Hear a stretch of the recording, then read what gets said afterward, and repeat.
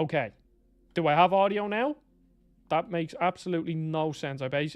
That's so strange. But do I have audio? Yes. Okay. Well, thank you, Alex, for that. I don't know why.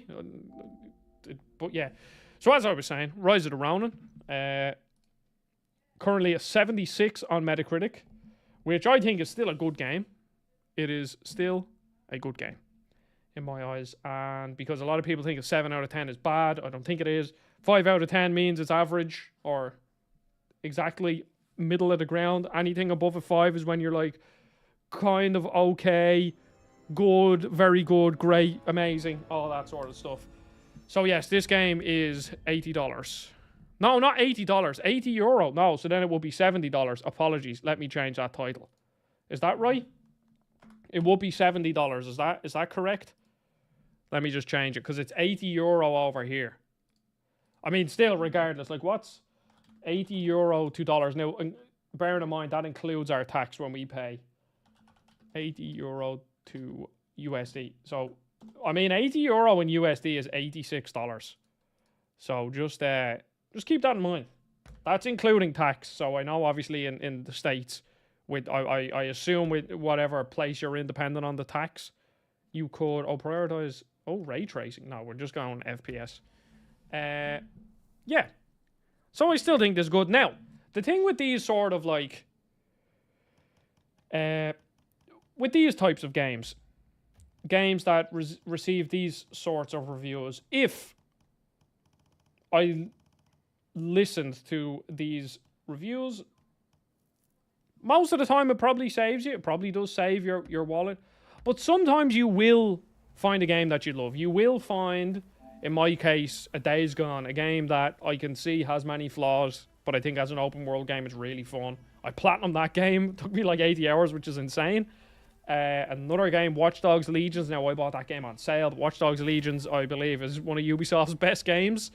I think in the past, since Far Cry 3, I think Ubisoft's best games are Immortals Phoenix Rising and Watch Dogs Legion, maybe?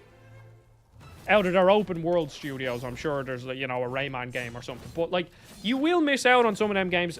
A lot of the time you will save the money. Obviously, I'm in the position where I'm here to present games on the channel, tell you if they're worth your money, show them off, blah, blah, blah. So I have that incentive as well. But I'm just genuinely curious about this game, because it looks like it'll be fun. And yeah, I'm just off playing Rebirth, just playing Dragon's Dogma 2, and now playing this. So I'm kind of going from one open world RPG to another open world RPG to another open world RPG. But yeah, is this the opening cutscene, or is this just like a splash screen?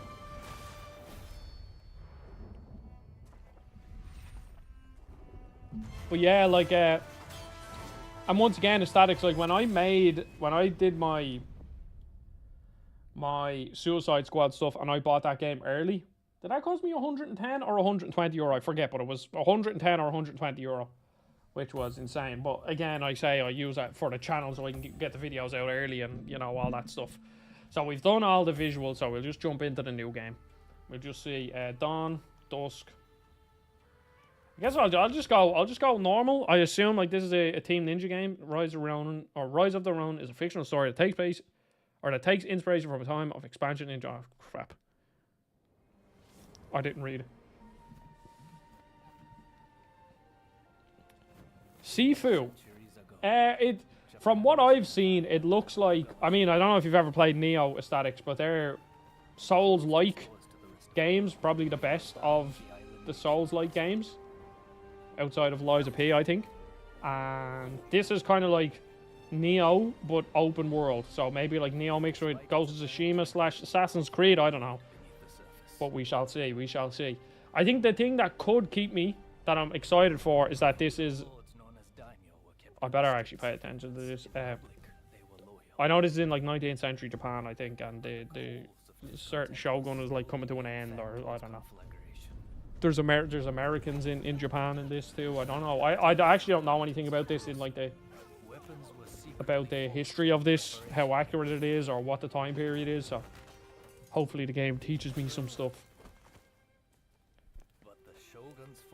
But yeah, I think like most open world games, combat systems are pretty basic. Like Assassin's Creed, Breath of the Wild. Well, I mean, Breath of the Wild has the sort of the environmental interaction, which I think kind of takes it up a bit. But Assassin's Creed, Immortals Phoenix Rising, Far Cry, all the down styles of Ubisoft. Ghost of Tsushima probably has the best. I think Ghost of Tsushima probably has the best of all them games out of combat systems. So I'm just excited to see what like a Souls like. I know Elden Ring was an open world game, but I think they're just on a completely different level. Hello, Moga Asian. Thank you. Happy Friday. Happy Friday. Loads of games to play. Have you played Dragon's Dogma 2 yet? I think 1800s is when they stopped training samurais. Yeah, I know it's something to do with the Shogun period, and if I'm correct, the Shogun they were when the samurai ruled Japan, and it was like an awful place to live. Like pretty much everything was punishable by death. And I've heard, and I got recommended a book. Well, not me recommended, but I saw a video explaining something about the show, this period where the reason why Japan has that very like oh, I don't want to do anything to inconvenience anyone else, and everyone's quiet and public and polite and all that, is because of this period, because pretty much everything was punishable by death, so people would never put a single foot wrong. Now I don't know how true that is, but then the guy went on to recommend a book if you want to learn more. But I would actually like to see. Okay, let's see. How deep is this? I want to be a male. Presets. Okay, it looks like you can make a good mixture of people. Yeah, I think I'll yeah. Do I want to go as deep here? Oh, you're still getting through Dark Arisen. Yeah, it's getting better. Well, that's good. I'm glad you're enjoying it. Elbow and knee angle. Stance, skin color, skin texture. Oh, this is pretty cool. Oh, this is a pretty deep underwear color. Oh, baby. Let's wear something sexy. There, I'm in my black underwear.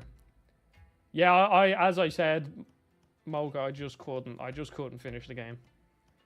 But Dragon's Dogma 2 is a lot better. I don't really care about my character looking like overly accurate. I mean, to be honest, that's an okay sort of rendition of me, kind of like, as in, you know, rough face shape, I guess. Let's just edit the hair. Do they have my hair? I think I have to go with that. That'll be my number one pick. Let's see. Do they have my hair? That's kind of like, nah, that's too. That's a bit more like, my hair's a bit, you know, a bit all over the place, to be honest. Why isn't my hair changing? Why has my hair stopped? Okay, there we go. It caught up. I like that sort of cool. Oh, there's like Goku hairstyle. Oh, speaking of Goku, look. I downloaded Dragon Ball Z Kakarot on PS Plus. I've never watched Dragon Ball Z. I know nothing about it, but Jake said that it's basically the whole story of Dragon Ball Z, but presented in a game. So I think if I am to ever get into Dragon Ball Z, that is how I'm going to get into it. Also, I downloaded the demo for Sandland because that game looks pretty interesting. So, yeah, I think, let's see what hair. I like that hair. That hair is pretty cool. Yeah. I like how we said, oh, I'm not going to spend much time here, and here I am just like, oh, you can change like your bangs as well. Oh my god. Yeah, we'll go with something cool. No, not that. No, that literally looks like, no, that looks awful. I like the little, this little one. Did you see the big Dragon's Dogma controversy with the devs adding microtransactions? Also, Kakarot is great. It's how I got into Dragon Ball. I got the platinum. Yes, that's what I've heard. It's just like a really good way to get into Dragon Ball. So, can I just point out, Alex, that the okay, so from what I've seen of the microtransactions, every single one of them is an item that you can get in the game.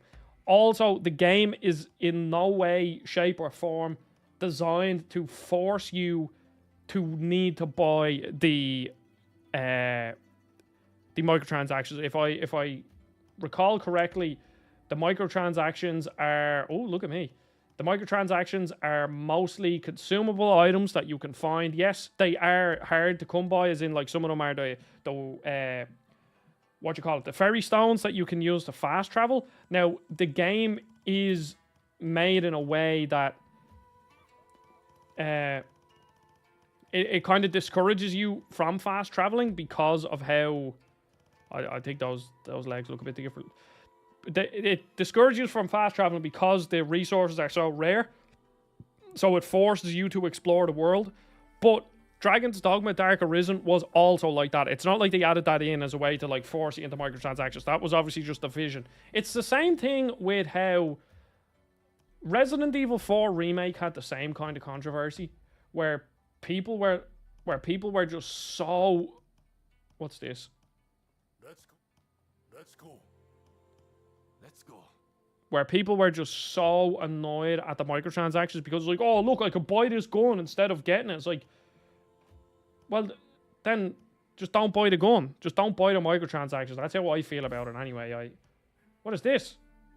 Veiled Edge 2? Are we going to make 2 characters? May as well make a female, will I?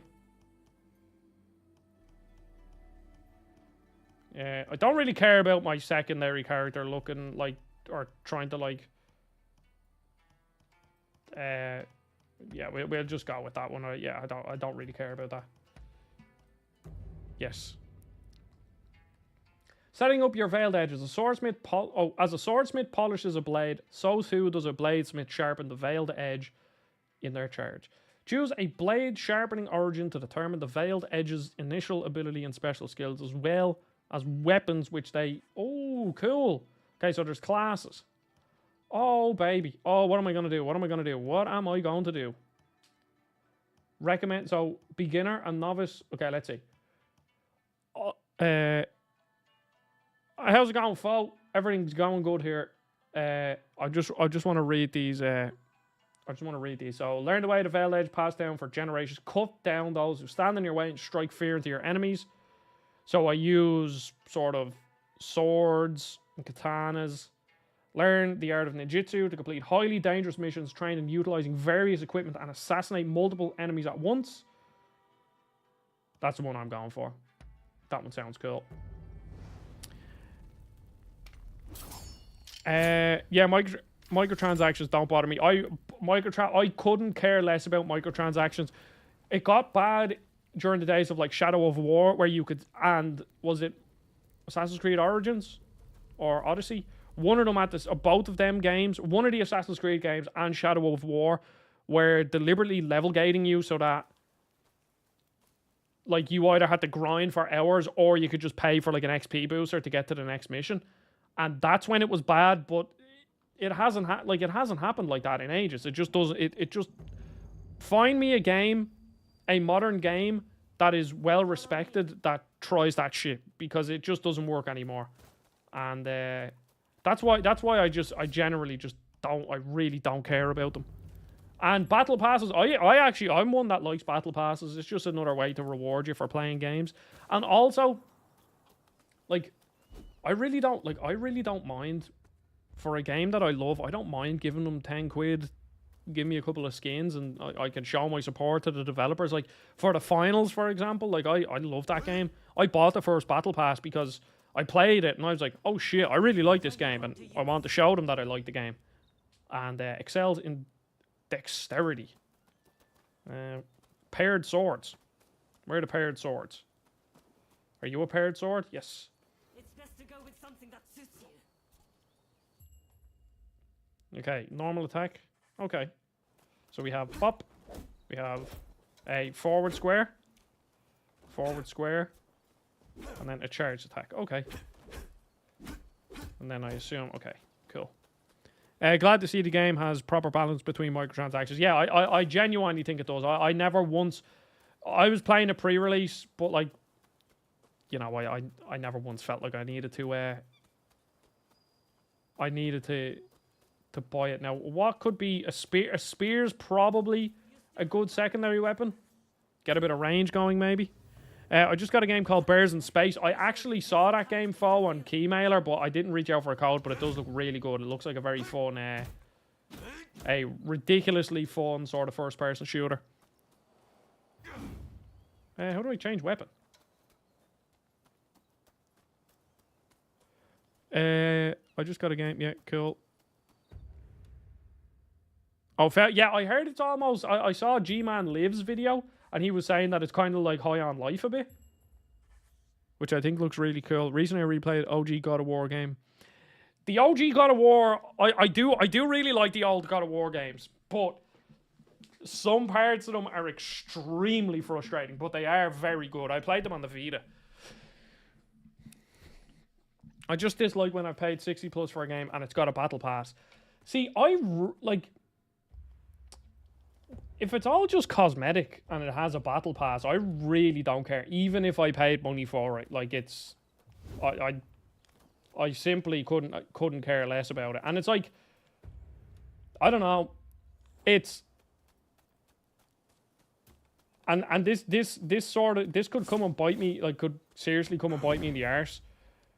But like, battle passes might in the future be the lesser of two evils because. If it's all just cosmetic stuff,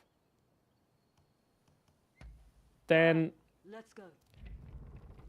You know, it doesn't bother me, but then there's a chance that if people really go against battle passes, because like at the end of the day, developers and publishers are going to earn more money. That's like they are just going to earn more money, and they're going to do it by any means.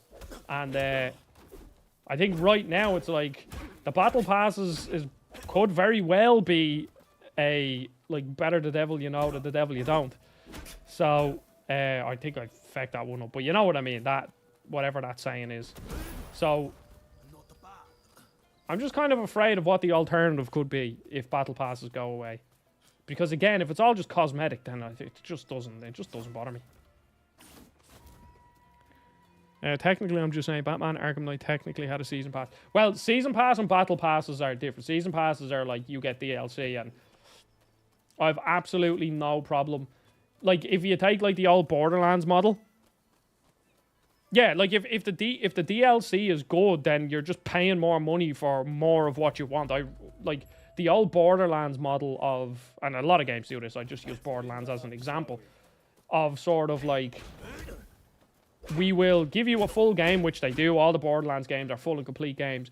But then for like a year after, we'll give you 4 more content packs, and a lot of them are really good. Like Borderlands as a series has like some seriously good DLC. So I love it, and that's why like critical hit when an enemy stance is broken. Okay, cool. Let's see, can I break a stance here? Triangle, cool. And that's what I think, like, it honestly looks like Suicide Squad is kind of doing. Where it's more following, like, a Borderlands model of we have all of these content drops, like, every 2 or 3 months. And they're big content drops. Now, we'll have to wait and see if the content drops are actually good.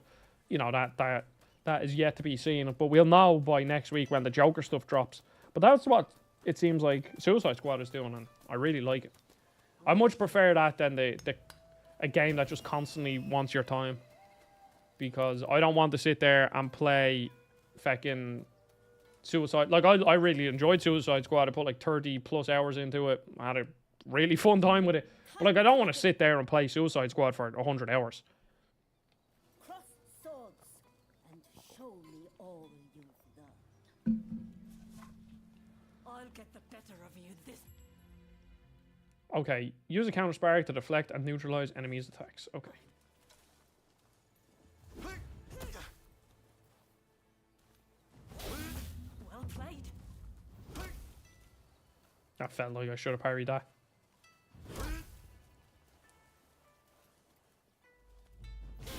There we go.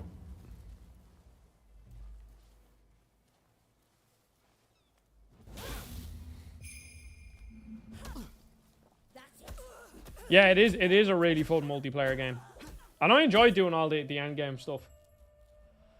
Okay, you can deflect repeated attacks of an enemy's combo using counter sparks. Counter spark. Please note that deflecting one attack in a combo will not cause the enemy to become panicked. Okay. Aha!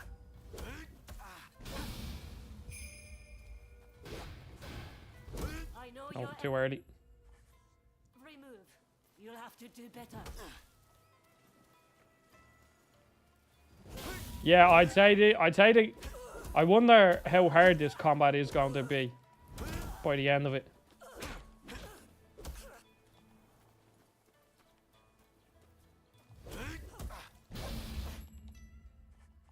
Okay, cool. There we go.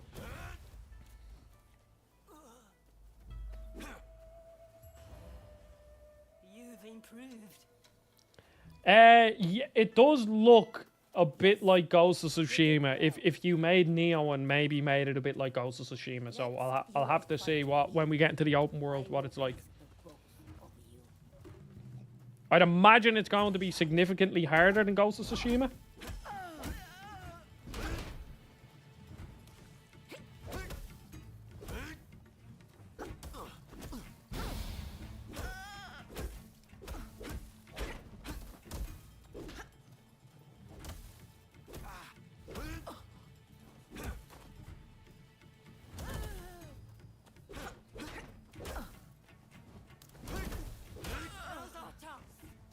Boom. In the veiled edge, 2 are 1. Show me how well you've been forged. Veiled Edge Twin Unit. You can switch control. Oh wait, what?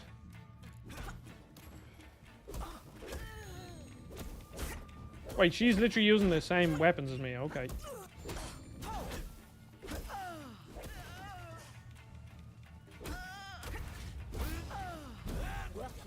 Suicide Squad looked awful to me. I don't know why. Maybe disappointing more so just because of quality game. It didn't look like those devs who were working on. Yeah, now I think like there's definitely a conversation around like why did this game take 9 years to make? Like that's there obviously something went wrong, big time.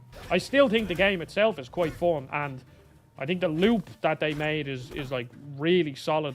And maybe in the future when these content drops come out, I think we might be having a different conversation about the game. Again, we have to wait and see about that. But like I'm just really like it is baffling that that game took 9 years, because I think if that game came out when it was supposed to come out, it would be a completely different story, because I mean back then all them sort of live service games weren't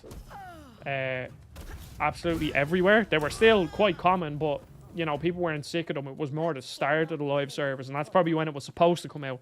But now in like 2024, yeah, 2024, yeah, it's just a completely different story.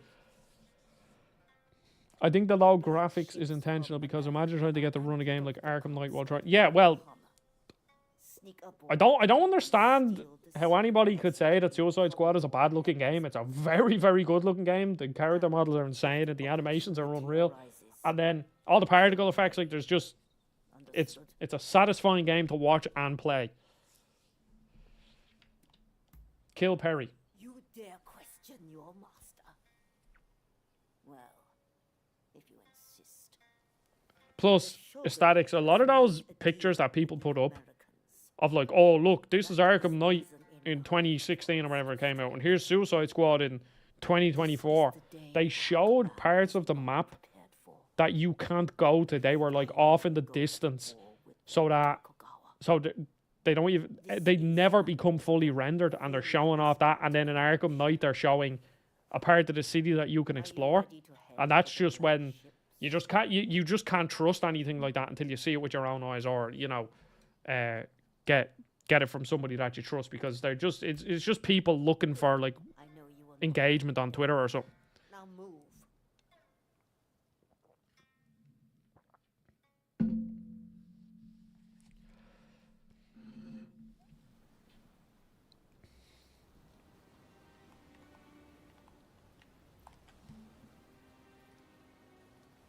Let me into the open world.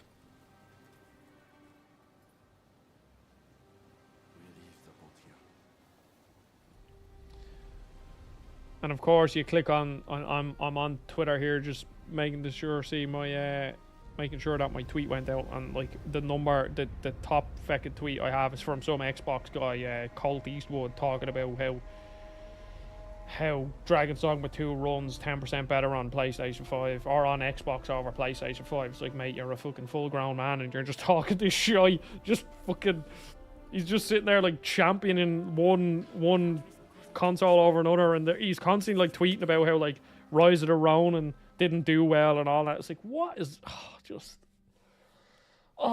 so annoying, so very annoying. Okay, so you can choose the character for every mission. I should really be paying attention to what they have to say. Mission start.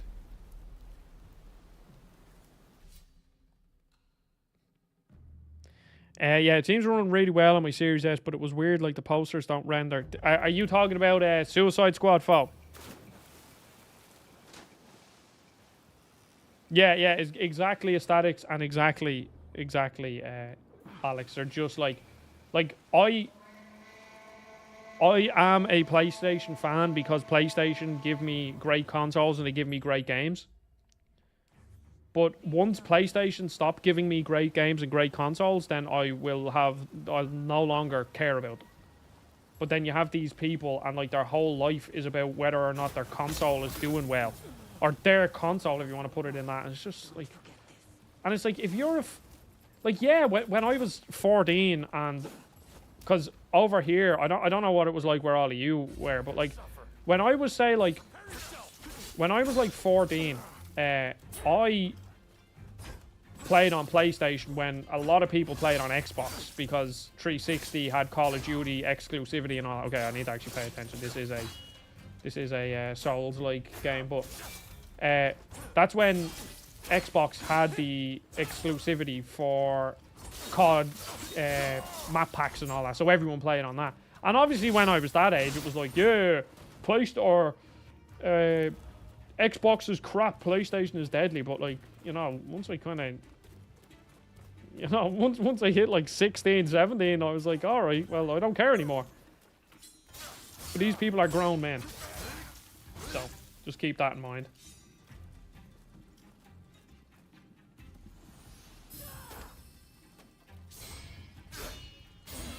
Ah, parried you fecker.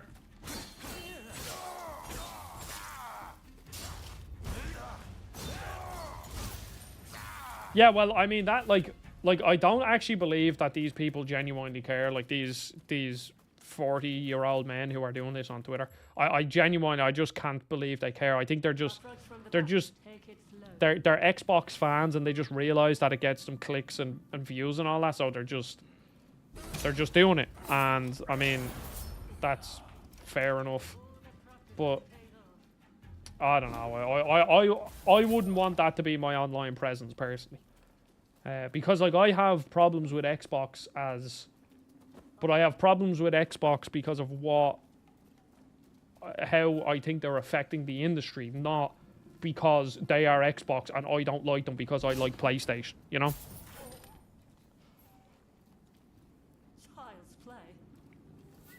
Yeah, well, apparently aesthetics, these like main missions you can do in fully co-op, like someone can be that character, I think, which is pretty cool.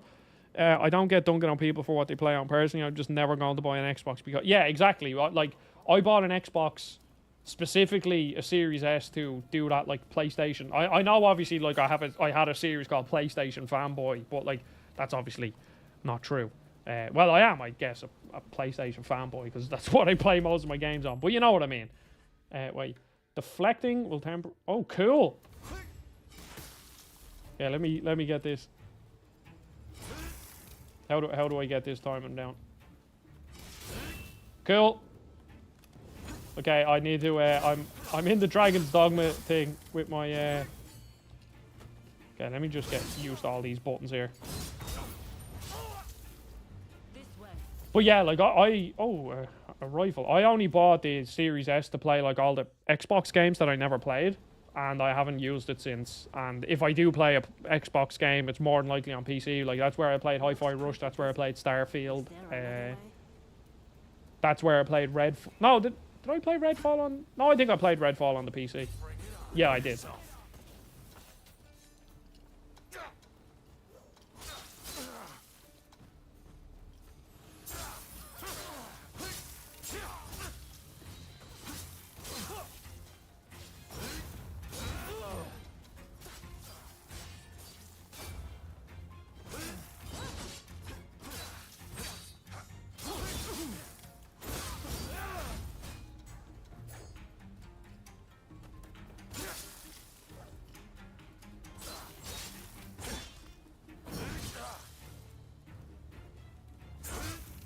Ah, that looked like I parried that now. Come on. Hello, Cristiano. Happy Friday, too. It's a very windy and wet day over here in Ireland. I'm gonna die here. Oh, crap. I am gonna die. Oh, shit. Okay. Time to pay attention. I really wish I got a Series X for buying old games. Yeah, I kind of wish I got a Series X as well, just for that reason too. But I mean, I wouldn't use it, so maybe not. No, I actually don't. My Series S just collects dust.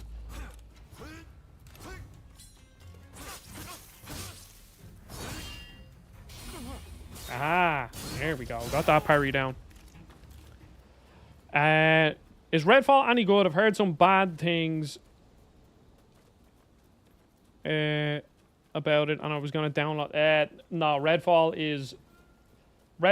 is not a good game. Redfall is not a game that's even worth downloading.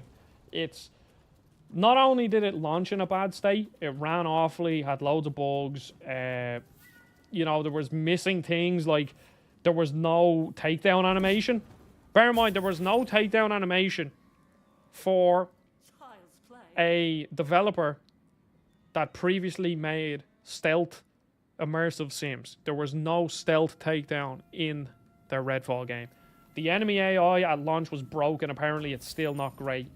The enemy variety was awful. The weapon variety was awful. The game just doesn't feel good to play. It's like it's a game that is rotten from the core. It's not, oh, this could be fixed with a couple of bugs. It can be improved with a couple of bugs or with a couple of patches, but it could never be fixed because the game design itself is just absolutely dreadful. And I mean, even if the game ran at a solid frame rate, which it didn't at launch, and it didn't have any bugs, it still probably wouldn't have ever really been worth playing. Which is a shame because Arcane are genuinely one of the best developers in the industry. So I wonder what happened with there. Or I wonder what happened there. Want to change it. It's 30 degrees, 10% humidity. 10% humidity? Does that not mean it's very not humid? Because Ireland is a really humid country. My perception of what humidity is wrong. Because Ireland is a very humid country and I don't understand it. Because when I think of humidity, I think of like Orlando, where you can literally taste the air. But I think that's probably just humidity mixed with heat.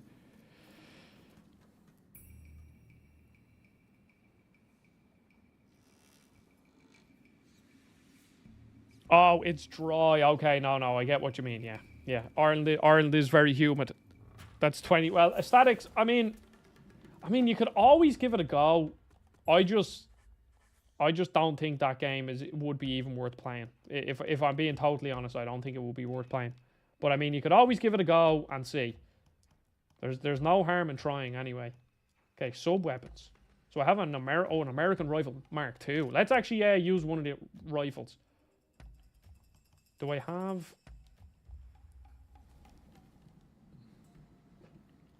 Okay, L1 is the block. I have not been using that whatsoever. Okay, these.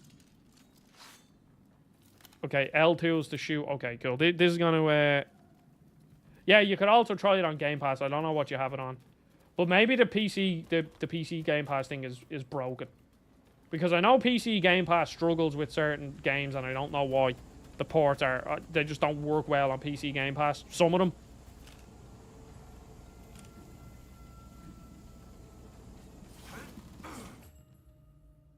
Oh, cool.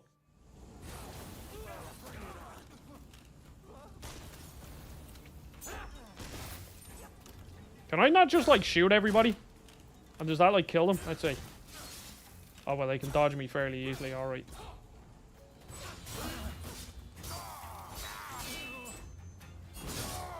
And then we do the big finishing move.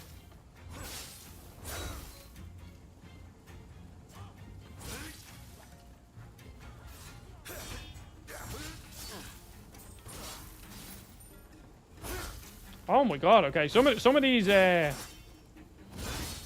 parry times are tough. I'll get them eventually. Yeah, well, what do you have? Do you have anything good for me? A black ship hold key, cool.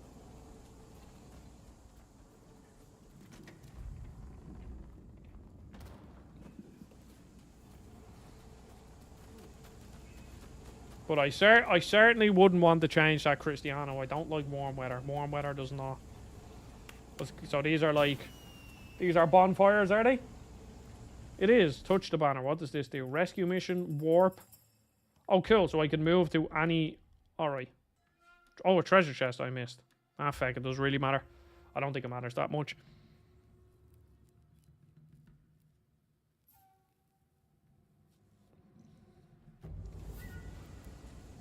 Yeah, it is. It's just, it's such a shame. It's such a massive, massive shame about Redfall, because I genuinely believe Dishonored 1 is one of the best games ever made, and then Redfall, or not Redfall, what's the name of that fucking game?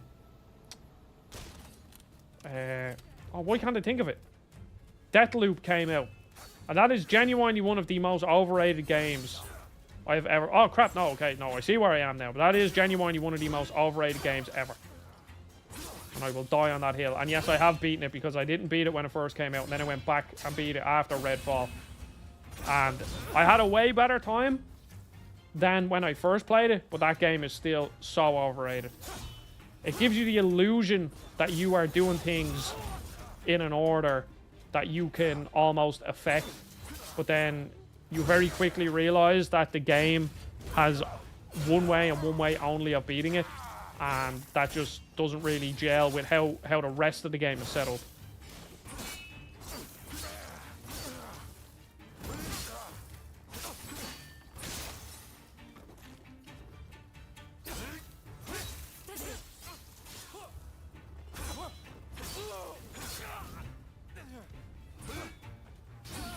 Ah, that was a good parry. I have to say, the parry feels very, very good. I keep doing L2 to sprint. Oh, shit. Oh.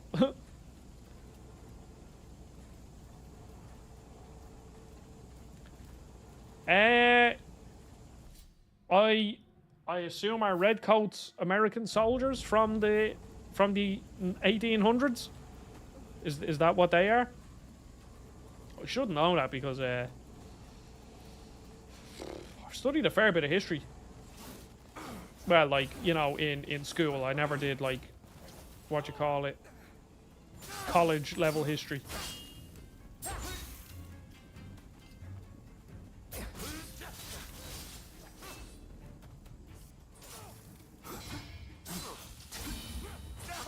God, if you miss one parry, you're fecked.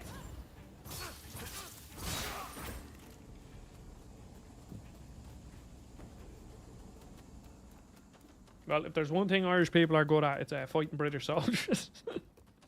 Lol. It's a bit of Irish history banter for you there. What's the context for this game? Well, to be honest, Cristiano, I wasn't really paying attention. This is only the opening mission, so I don't really know. I think it's like 1800s Japan. There's something going on about are the Yanks or the Brits invading Japan or something. The end of the Shogun reign or something, and I think there's, from what I've heard, there's kind of like a mixture of people in this world don't want the Western influence on their like land or whatever, and I don't know, something like that. See, Statics has been paying more attention than I have. That's the problem when you start the game on stream. I usually like to play at least like the first mission or two and then start the stream, because then I've fully paid attention to it. But I don't know. It's very difficult for me to pay attention to the story while on a stream. Am I seriously gonna fucking kill these fuckers again? Let's just drop back down. I wonder, does this game have a traditional like stat thing, like a let's see.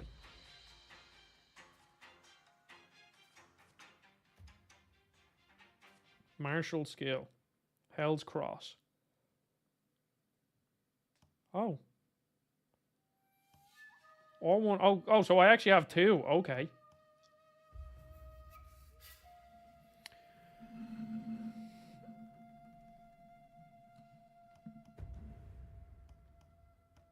Okay, sub armor items. What other items do I have? A healing elixir. Number held, number stored. Oh, okay, so that's a useful item. Okay, what? How do I check the stats of a weapon? Confirm options? No. Compare. Like L2 for details. Okay, so that's a dex weapon. That's an intellect weapon. Okay, so I have 2 dex weapons. Oh, that's also a dex and intellect weapon. Okay. So I wonder, let's actually try out this weapon. And then we'll use that as my secondary and we'll go from here. Oh, wait, no, that isn't a dex. Why did that say? Oh, it's just, okay, well, I'll still use it. I want to see what it's like. Stats. Okay, so I've nothing to upgrade. Combat style. Okay, there's a lot of menus in this game. There's a lot of menus in this game. Okay, now let's walk back around here. Or is this where I was supposed to go? I think it is. Yeah, I'm actually supposed to go back up there. I mean, so far the game runs at a solid frame rate. I know we're not in the open world yet, but...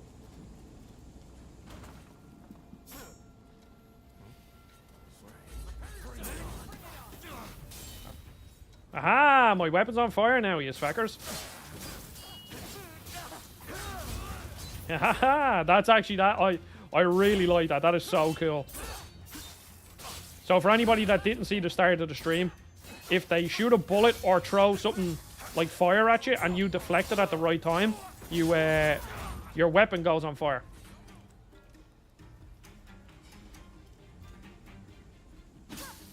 Oh crap, my character is dead.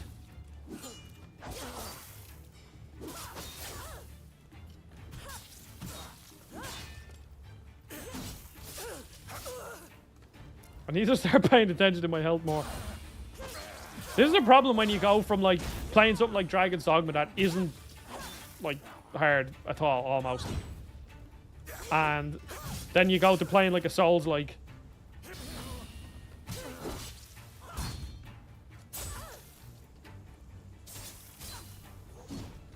God, I am awful.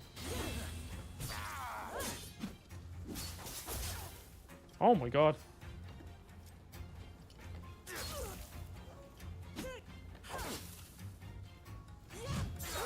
Feck. Okay, just feck and kill him. Alright, there we go. Okay, let me change back to my dude.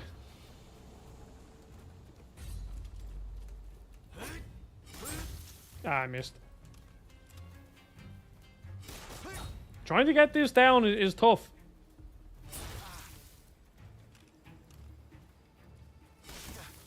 Ah, feck you. Do you know what? You're just getting stabbed. Or maybe I'm getting stabbed. Whichever. Get him. See, I don't know if this is the kind of weapon I should be using. There's probably... These enemies are probably respawn, have they? Yes. But there doesn't seem to be like a soul mechanic. I was expecting that, to be honest. Oh, so I was actually at the part, I just didn't enter the door. Okay. Alright. Now, do we have a boss here? Like, what is this right... What is, like, ore doing there?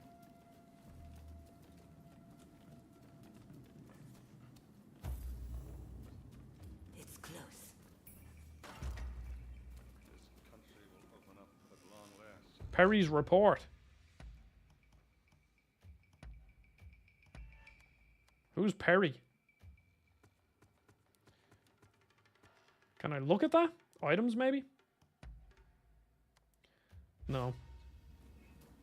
Maybe it's Perry the platypus. A platypus? Sometimes I could do a Doofenshmirtz impression. Other times I can't. Yeah, that is I think a very normal criticism of Team Ninja's games aesthetics. I don't know if you've ever played Nioh, but Nioh is the same. Where the menus are completely overwhelming and I can completely understand if somebody doesn't like them. But I think eventually you can get through them. They're not elegant whatsoever. Like at all. The great white whale that's eluded Not Matthew Perry. but my vision is clear and my harpoon ready. Assassins! So he was an American naval officer. Oh, so he's a real person. Okay, I had a feeling he was a real person. He died on March 4th, 1858 in New York.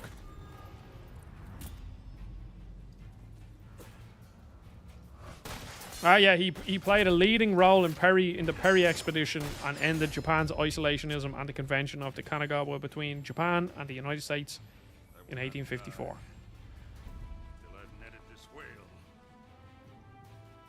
Yeah, see, this is what I really like.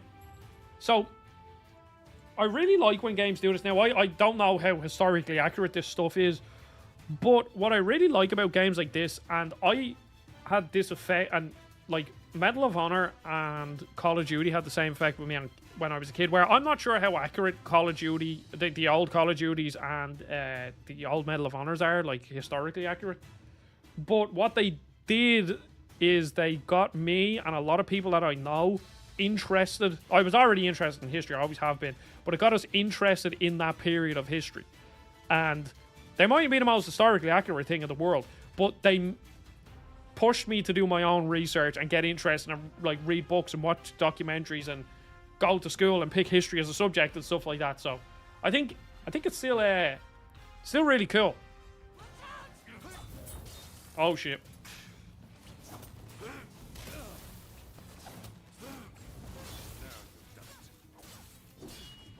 Now I wonder if this Matthew Perry guy ever realized that one day he was going to be a boss in a Team Ninja game. Bet you he didn't ever expect that.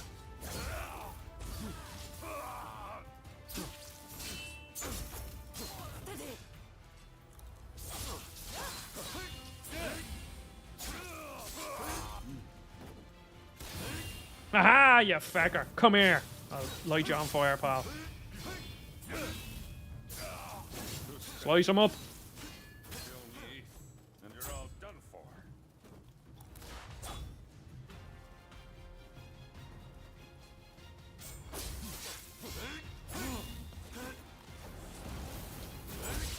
Oh, okay. Trying to time that one is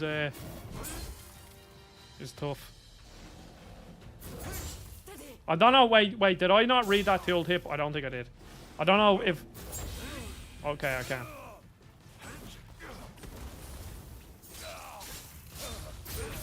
Come a long way. I'm not dying here. Wait, whose fighting stance? My character or his?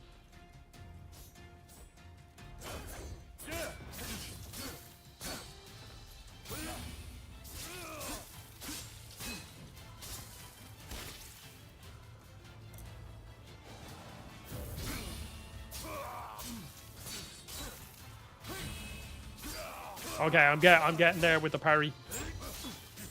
I say that and then I get hit. There we go. Okay, that was a fun boss fight. That was a fun boss. Finish him. Oh wait, this was 1850. Oh yeah. So it actually said. Wait, let's see. Does he die? Because I think it did say that this, like at the start of this mission, it was 1850. Oh. Ah, feck! I used all my healing items.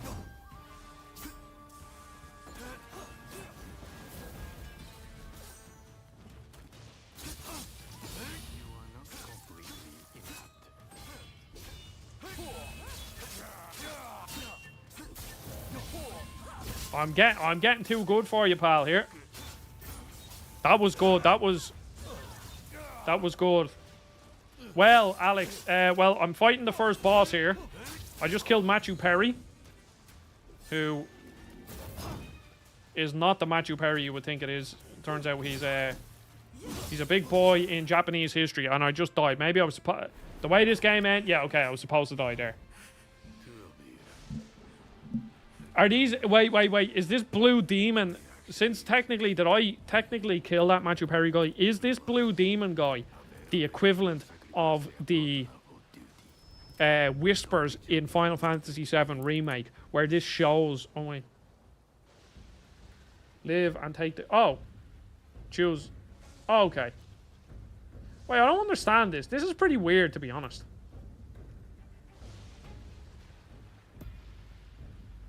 It's a weird way to start a game, but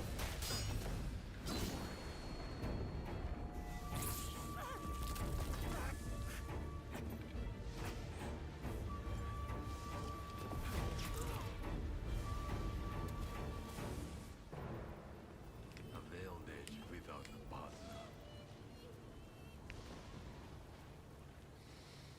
Truly a pitiful sight. okay, let me see here.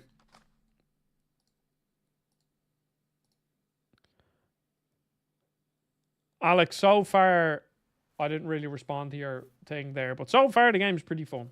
I just fought the first boss. It was a fun boss fight. I assume I'm going to be going into the open world now, so we'll see how the open world stuff holds up. Because like that, like to me, that mission just literally felt like a Nioh mission, which, you know, I really like.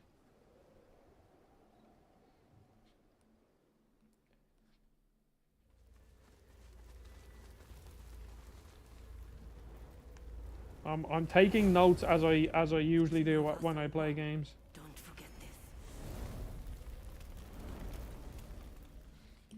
this. I'm about halfway through this little notebook here. Here's all my little notes that I write. Far Cry Primal. Oh yeah, I was playing that earlier in the year. Oh no, I was playing that last year. What else? What else? Pokemon Violet. Yeah, there you go. Pokemon Violet. Steam World Heist. I was going to do a series on Steam World, but then I put it down. Or I was going to do like a retrospective on the Steam World series because I think Steam World is quite interesting. But there you go. There's my little notebook. There it says Screeve. It's backwards, but that means write in Irish. Or writing. What does that actually translate?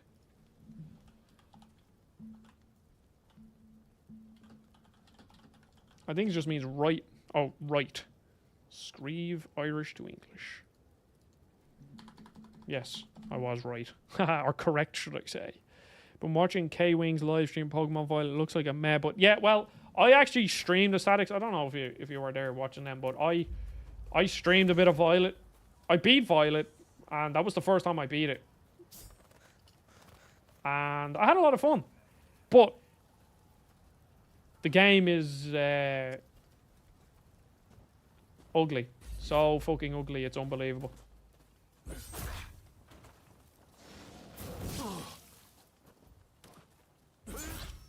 Okay, I want to just get the parry times down. Like a true G. Feck. I don't think I've successfully parried one of his attacks here, have I? Yeah, feck you, man. Hooah! Okay, that felt cool. Oh, wait. Blade Flash immediately after an attack.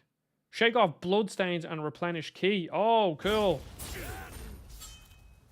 That is cool. Was that in Nioh? Oh, I got a shuriken. Cool.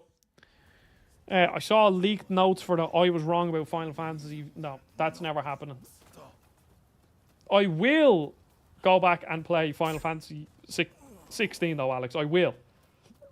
And I will beat it. And I will make an updated video.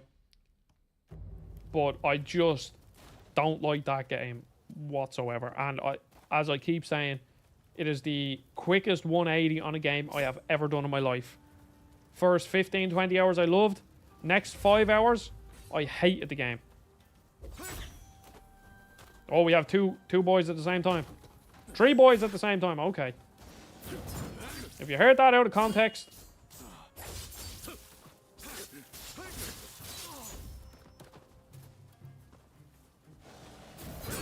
I definitely parried that one. Come on. Aha, yeah, parried you. There we go.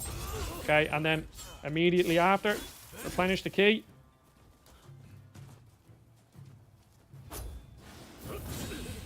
Aha!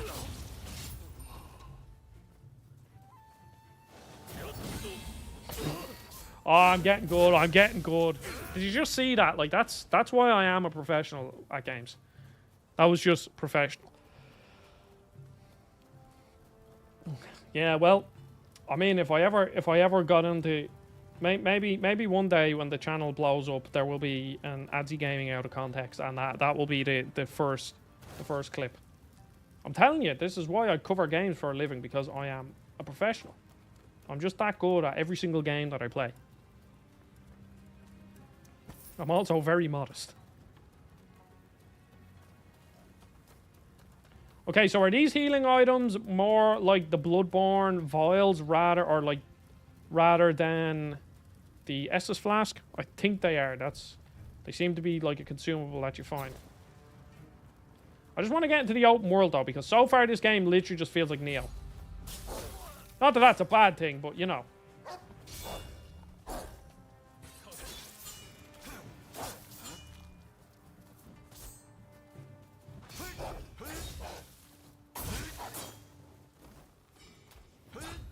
Ah, come on. I definitely parried that. Okay, no, we get this again. There we go. Come here. Hooah!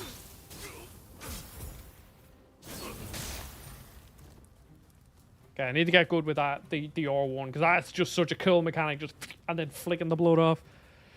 What a humble reviewer I am. I always make everything I do competitive. Sports games, board games. Yeah, I wouldn't say... I'm generally not a competitive person. I like competitive games, but I'm not a competitive person in most aspects. Some aspects I am. But like, I play golf, and I'm competitive with myself, but I'm not one of them people that are competitive with other people around me when I'm playing golf.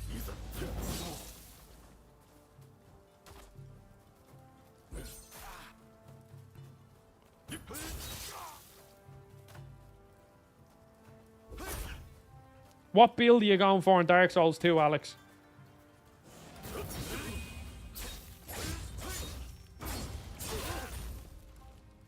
Plus, Alex, I think Dark Souls 2 has probably the best fashion souls out of all the Souls games. Some of the armor sets in that game, top notch.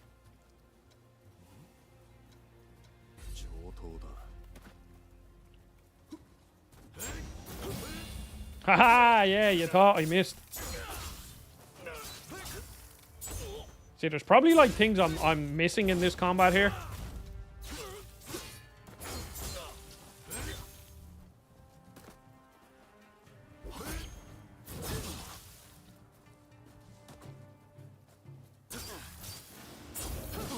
Oh my god.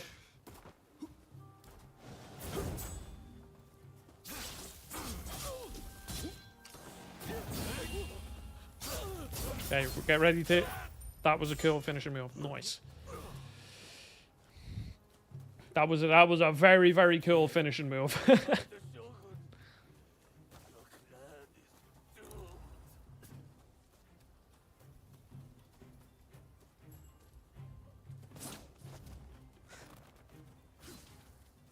Now, I wonder... Can I just... Like, ah, crap, I just messed up the stealth. I was going to say, can I literally just stealth around? Oh, I can... Okay, well, I can just get on the roof. Okay, well, he can get on the roof. That makes sense. I will answer your question now. I saw that question, Mocha. I will answer that in... It's actually... Right now, it's the vocation that I'm using in Dragon's Dogma 2 as I'm, like, going around exploring and, like, clearing off the map. And I love it. It takes a bit to get used to because it has some more interesting mechanics over the ones that I was using, like the sort of very typical warrior classes that I was using. So there's a bit to get used to, but once you get used to it, it feels really good.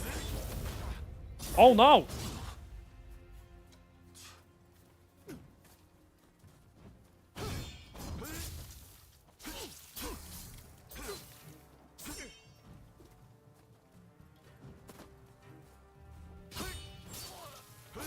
Okay, so what happens when I just block an attack? Is this like Sekiro, where I should literally be always blocking? Maybe. Can I block into a parry straight away? I can. Okay, so I think this is a bit more Sekiro-y then.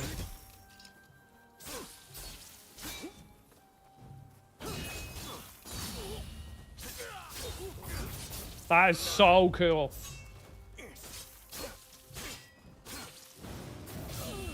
You're just not hitting me with that. There, that's what he gets for trying to hit me with that special move and teabag him. Makes me wonder if they'll give us hand pistols like other enemies. Yes, that's what I think. I mean, I have now. I'm using shuriken, but I did have a rifle. I'm doing a strength build in all Souls games. Yeah, I typically do a quality build for my first build in Souls games, and then I experiment. Elden Ring was the first Souls game that I didn't do a quality build at the start, because when I reviewed that game, I actually did a Dex build, and then it turns out that Dex and Blood was like just completely broken. So yeah, I kind of had a lot of fun with that.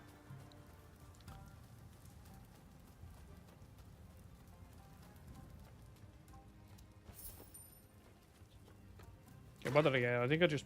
Did I pick up Shuriken there? Okay, so weapons have durability. So here's another thing. If you're not familiar with... if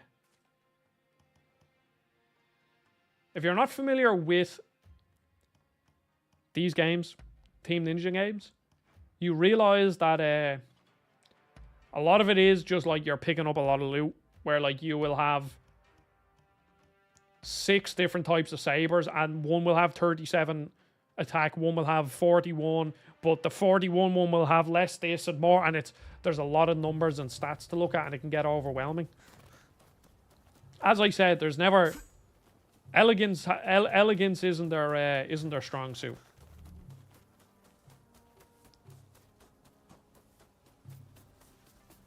I also wonder, should I be like exploring? Nah, fuck it.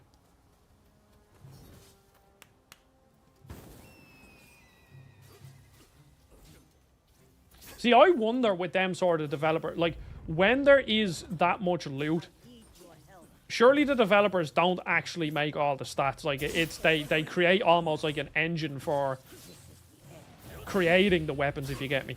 I don't know, because I know like Borderlands has like a randomly generated like weapon thing. So I would assume pretty much every game has it, as in like, you know, you basically ask the thing like, okay, make me a saber. And then it makes you a saber and it gives you random stats.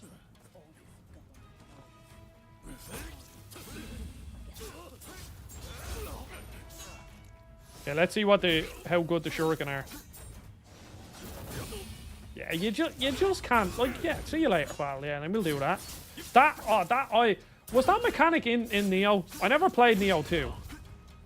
But I can't really remember. It's been a while. Was that like flicking the blood off your wet? Like, look how cool that is. I'm having a lot of fun here. Yeah, that would make sense. Have a certain class. So there's a class. Yeah, I know. Like that's how I'd imagine they do it. There's no way there's a developer sitting there like, oh, I'll make 57 sabers. You mean to abandon the clan and search for them? They are still alive. I have to. Have you forgotten the code?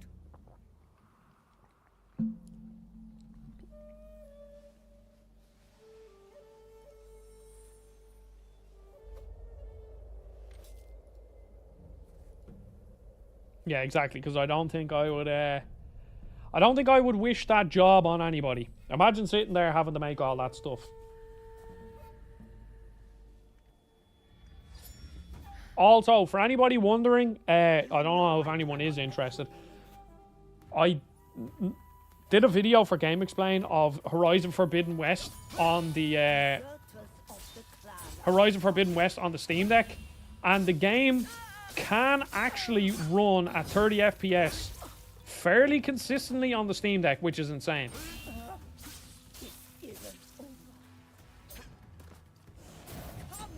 Ah, no, I missed it.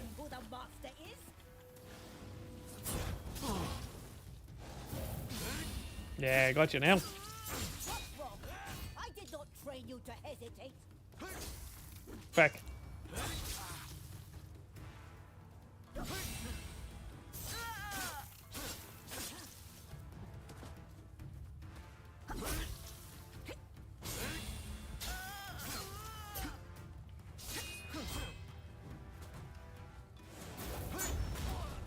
Feck! Thought I got her. Heal.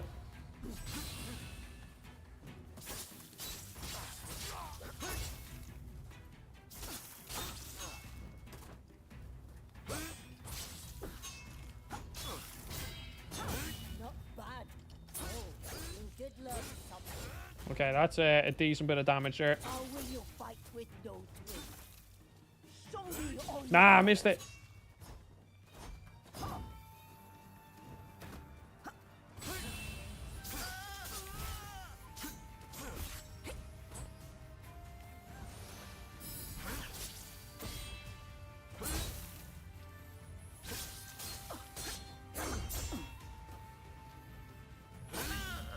Yeah, that. I'm too strong. Yes, I got that one. Nice. Okay, these boss fights are good. Old lady boss fight is definitely something that's needed. Yeah, well, as you know, I remember I watched the what are they called? You know, Jesse Cox, that YouTuber, the ginger YouTuber that used to do a lot of Minecraft stuff, and he did co-optional with Total Biscuit, and he did the Terraria videos with Total Biscuit. He had, what are they called? Are they Super Beard Bros? No. Scary Game Squad. That's what they were called, I think. And I think it was him. Let me see. Jesse Cox, Scary Game Squad. I forget who was in it. Was Gerard the Completionist in it as well? And they'd play scary games together. And they did Resident Evil 7. And, you know, at the start of Resident Evil 7, the grandmother of the family is in the wheelchair, like, kind of just randomly watching you.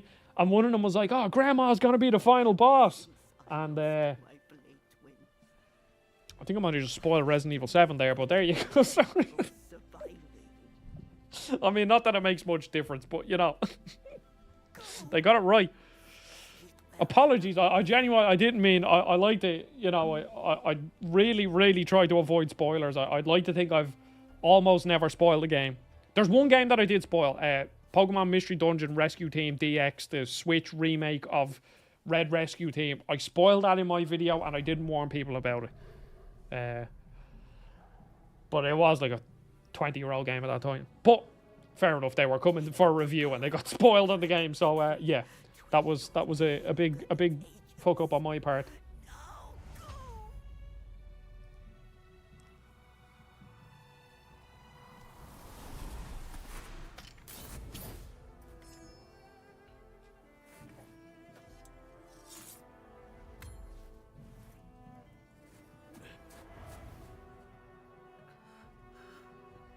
I haven't played Resident Evil 3 Remake. I bought it on sale. Because when it came, I don't know, let me see, when did that come out? I'll let you. RE3 Remake release date. Because I think there's probably a reason why I didn't get that. April 3rd, 2020. But that was right around lockdown.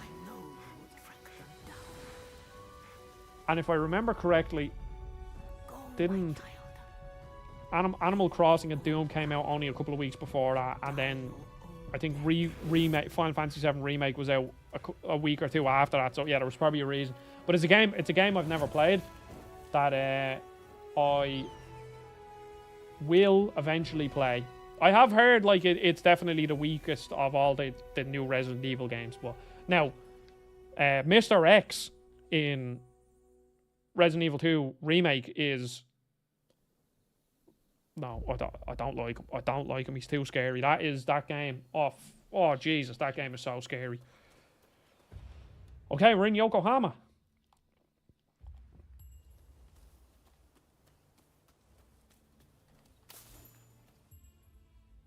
Okay, cool. We're in the open world part now. So let us see. I wonder how big the map is. Please. Okay, this looks like a pretty okay. A pretty okay size map, if this is the map. Yeah, in terms of horror, it definitely isn't as good, but boss fights, it's still as difficult as the other. Yeah, like, Resident Evil 2 is like, what a fucking game. I just don't understand how a game can be so good. And it was just set up to be a failure because of, I don't know, Capcom just weren't the best, but they're just, unbelievable. Oh, Guitar Player. Welcome, Guitar Player. And thank you very much for the donation. I appreciate that. That will take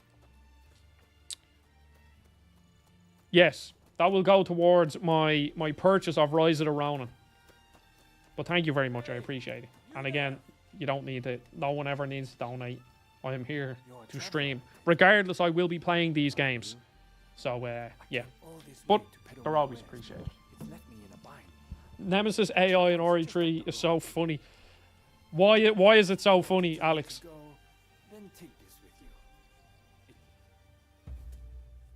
Okay, an earthenware ball. Produce a loud bang and a okay, cool. Now I wonder, like, is this like an open world game? Am I going in here and like taking out this camp? Because I'm certainly not opposed to that. Oh yeah, maybe. Oh, okay. Public order. Areas occupied by troublemakers will suffer from a disruption of public order. Will be used blazes, blah blah blah on the map. Defeating all troublemakers in an unruly area will strengthen your bond with that area. Okay, cool. I know. Okay, that's fine. That is fine. Okay, you can run away. Now, is there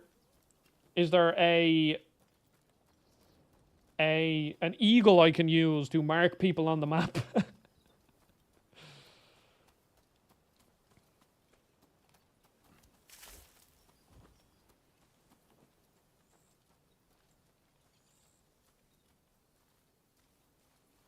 Okay, you can't see me. There you go. Okay, I don't think there's a way that I can get... Do you know what? Do I really... I guess stealthing will help. I guess this is going to be like...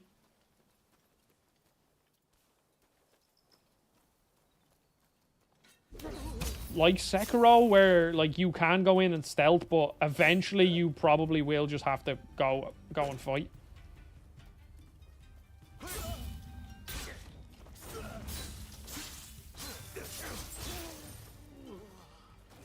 The combat feels good now. Not that I would have ever doubted that Team Ninja can't make great combat, but this combat feels fucking good. I will give them that.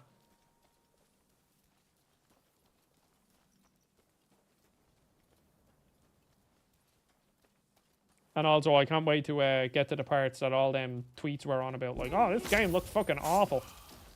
And I mean, it's certainly not a looker. Like, you know, I'm not sitting here and saying this game is like, but it doesn't look that bad. Let's actually, you know what? Let's change to let's change visual modes. Oh, so I can go prioritize graphics. Okay, let's see. Okay, this is going to be very weird. I don't want motion blur on noise filter. No, I don't. Well, actually, no, that actually might. Okay, let's see.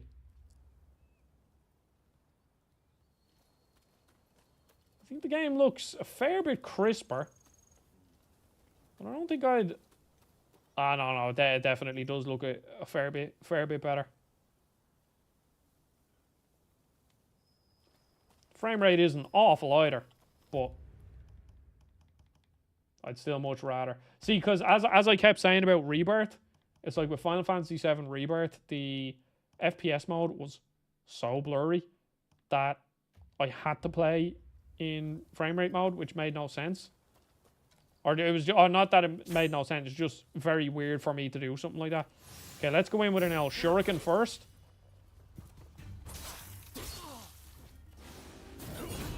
Yeah, I'm too good for you, pal.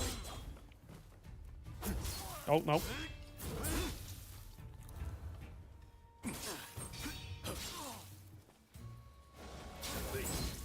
Ah, no. Them ones, okay, them big, okay, I'm dead. Okay, there we go. Them big wind-up slashes, I haven't gotten the hang of.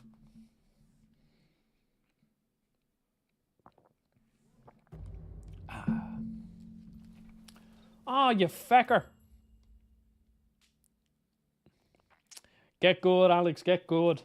See, if you are a real, true Dark Souls connoisseur who believes that Dark Souls 2 is the best Dark Souls game, you would be able to kill those Rune Sentinels very easily. But, you know, not everybody can be as good as me, and as intelligent as me, and as highbrow as me by saying that Dark Souls 2 is the best Dark Souls game. Here comes another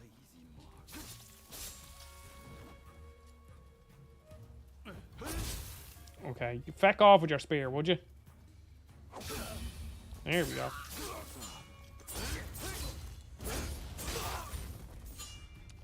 Now, Alex. I'm entertaining a stream when I play Elden Ring on a stream.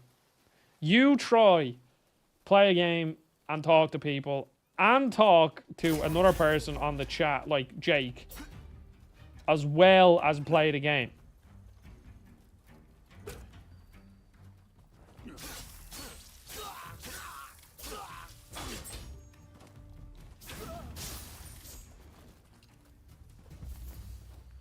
That's all I'm saying. It genuinely, like I'm not even joking here. The difference in the skill level of playing a game when you're playing it by yourself and playing it on stream, night and day. Plus also, the thing is, when you're not streaming or when you're not recording your gameplay for a review or something, the shit that you do badly never gets seen by anybody, so no one even knows. But when you're in the public eye, if you want to, put it in air quotes there, then your gameplay is there to be seen, and all your mistakes. Because I've gotten that on certain comments, like, "Oh, what are you doing out here? Look, you blah blah blah. You didn't do this right." It's like, yeah, but we don't all have top class gameplay at all times.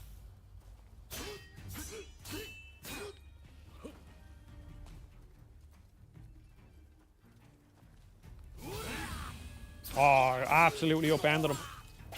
Whoop. Okay, now can I unlock this? No. Okay, I actually like that, to be honest. See, what is this crap? Okay, so that's that ability, and that's that ability. But what's that thing? The right analog stick. Well, like, this is the thing. This is quite. Do you know what? Let's start with an old gunshot. We'll just Okay, there we go. That's a fair bit of health taken off. Let's just cheese him.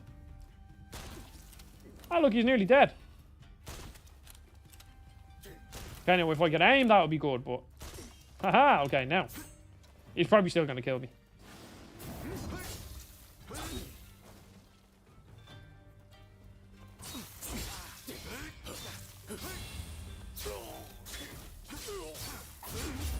Haha, he cheesed you.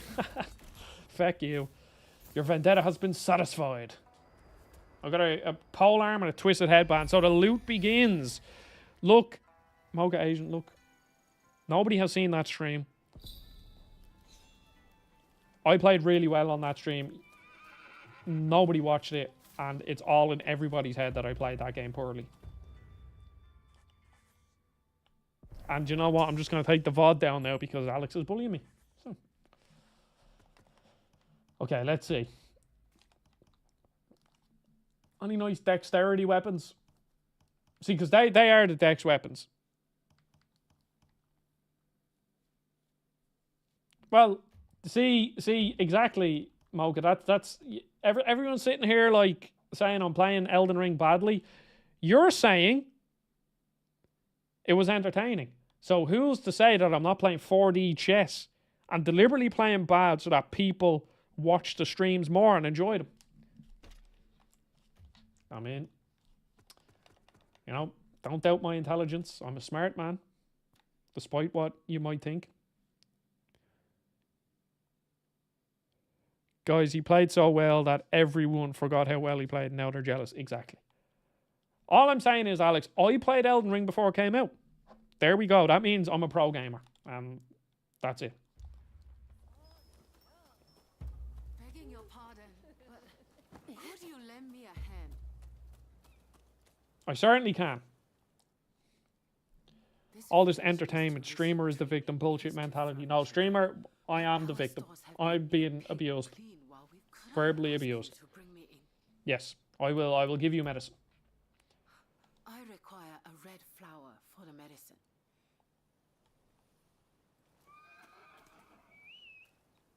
Okay, now I have heard that the horse animations are awful, but it surprised the court to know that Adi Games indeed never finished Elden Ring. I have never finished Elden Ring, and I have never shied away from that. And the reason for that is, Alex, oh yeah, look at his back leg. Okay, fair enough. The back leg of the horse, not good. That animation isn't too bad, okay. I will let the record show that I have never beaten Elden Ring. I have, though, put in well over 100 hours into the game. And I get this. I got to the second or third last boss in about 40 hours with no guide. And when I text Mitchell Saltzman, because he was reviewing the game and was for IGN, and I told him about that, he was like, wow, that is very impressive. So, that's all I'm saying. And the reason why I never beat it is because if anyone goes back and looks at Game Explain at that time, Joey was on paternity leave. So I basically, that was when I started doing all the stuff for Game Explain. So I reviewed Astroneer, Dying Light 2, Horizon Forbidden West, Gran Turismo 7, Elden Ring, and a couple of other games, all within like 3 months. So I literally just had to move from game to game to game to game. And by the time I nearly finished Elden Ring, I made my review, and then I moved on to a next game. And by the time I finished that game, I was like, if I wanted to go back to Elden Ring, then I will have to like restart it, and I just never did. So, but Alex, I will beat Elden Ring, and I will do another review before the DLC comes out. Mark my word. The year of most games reviewed. Yes, well, I've never gotten the Guinness Book of World Record guys out to my house. But since they're from Guinness, they all live in the Guinness storehouse. That's where all the world record holders work. They're like Oompa Loompas. They live in the Guinness factory. And I haven't got them out to my house. But maybe, just maybe, I might have reviewed the most games as an individual that year. Maybe.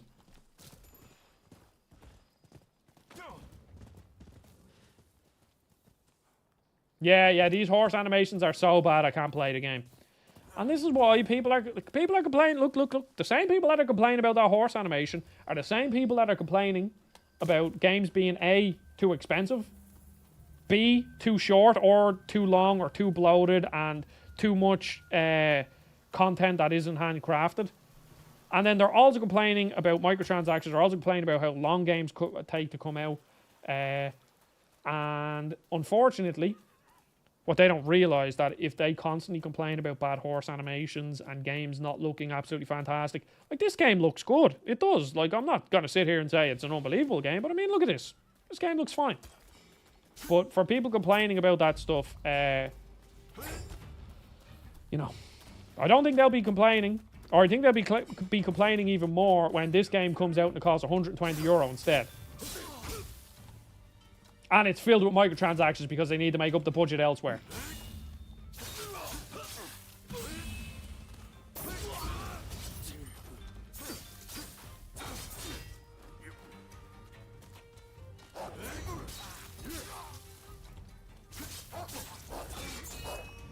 Why is it always the dogs that are the most annoying enemies in these types of games?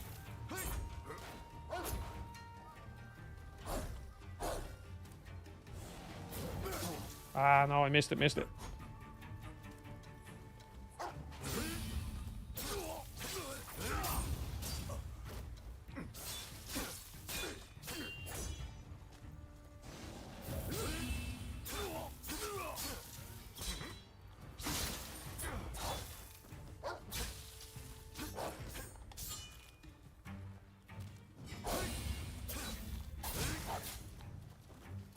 Okay, I'm getting good. Irony aside, this game looks really good. No, it does. Like I think, I mean, look at this. Like, I think this is nice. I'm sure if you looked at certain things, different animations or different character models, and compared it, be like, all right, maybe this doesn't look great. But I think when you're playing it, it looks pretty okay. Like, yeah, I mean, some of them textures off there are pretty ugly, but I mean, I really don't care. I genuinely couldn't care less. If the game runs well and looks okay, I'm fine. But, yeah, I don't know. It's kind of like, I know I keep bringing it up, but it's like why the Yakuza games are so impressive and like a really good case study on what the gaming industry probably should be, where you can see where they cut corners. Not, I wouldn't say cut corners, but like you can see where the budget is like lesser, but in general, they still just make like really fun games that are great. They get them out at a regular pace. They get them out at like a really high quality. They're well worth your time. They still have amazing stories. But yeah, like, oh, this part of the graphics doesn't look amazing, or this part of the game isn't exactly the best. But like, I don't know. It's and to be honest, I think Sony have a lot to answer for when it comes to this, because Sony and Rockstar are the reason why people expect Last of Us and they expect Red Dead Redemption 2, when it's just not feasible for the talent of most studios to be able to do that, but also the budgets and time, like how long it takes to develop all them games. It just isn't feasible. So like yes, you can have gripes and issues with Rise of the Ronin if you play it and say, oh, I think the open world is boring, or I think the combat isn't great here, I think some of the boss fights are blah blah blah. But if you're just like watching a video on YouTube and you're just like, oh, this game looks ugly, therefore it's bad, or this horse animation is bad, therefore it's bad, you're just an idiot. Simple as that. I just have to close my curtains and turn my light on.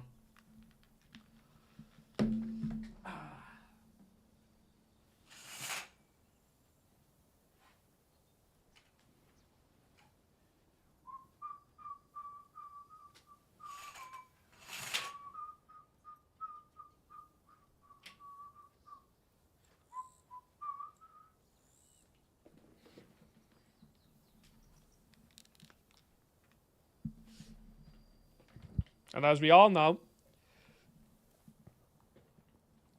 Elden Ring technically is an ugly game. The character models are not high res, like the textures aren't great. But the art direction of that game is absolutely insane. And art direction carries you way further than a lot of people I'm not going to say think, because I think most people realize that, but yeah, I don't know. It's just annoying. It's just annoying, all the people complaining. Let's just enjoy games and be excited and have fun. Except unless that game is Gotham Knights, because that game sucks. Or unless that game is I don't know, Persona 3 Reloaded, some weeb game that Alex likes. Alex, you don't want to start this battle. Exactly, Alex. Because like, I know I keep like I think the best example of it is the Souls-like games, because all the Bloodborne, Elden Ring, like, they're not great games like on a proper like technical level, like how they look, but just when you see that big tree off in the distance in Elden Ring, you're just like, holy shit, this looks amazing. Oh, okay. Now, Alex, I think you are a weeb, but Cristiano, enjoy work, I guess, if you are enjoying it. I don't know if you are, more than likely not, but yeah, I hope you enjoy work.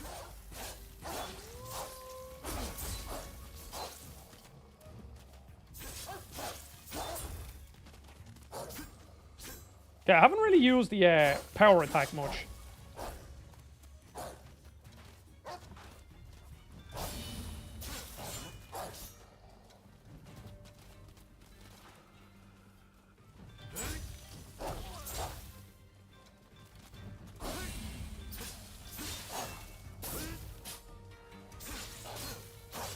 Okay, I genuinely adore this combat.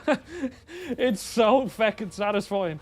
Just pulling off parries, attacking, pressing R1 to get rid of the blood to restore your stamina.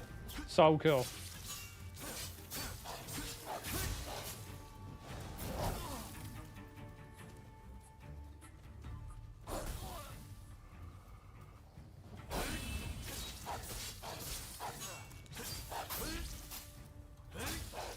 Oh.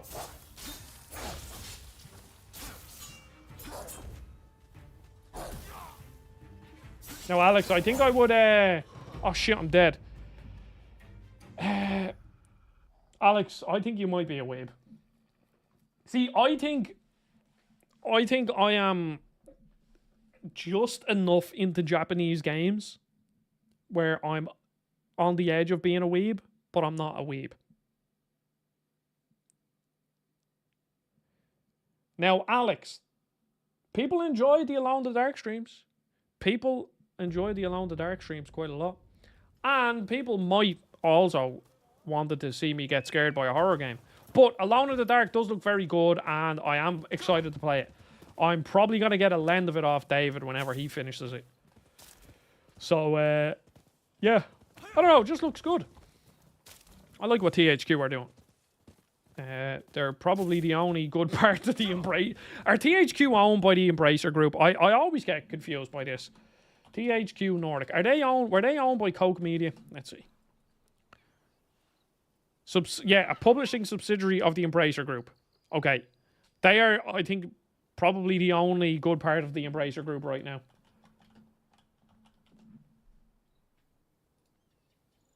Because the rest of it's all over the place.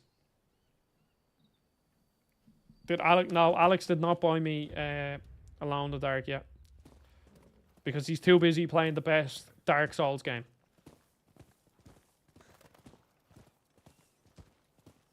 Okay, I need to get some medicinal herbs. I thought I would have had to go all the way up there, because that's what it says. Bring... Oh no, head to Yokohama. So what's that? What are you? Find medicinal... Okay. And you're... Oh, wait. What's this? A cat? Let's go to the cat.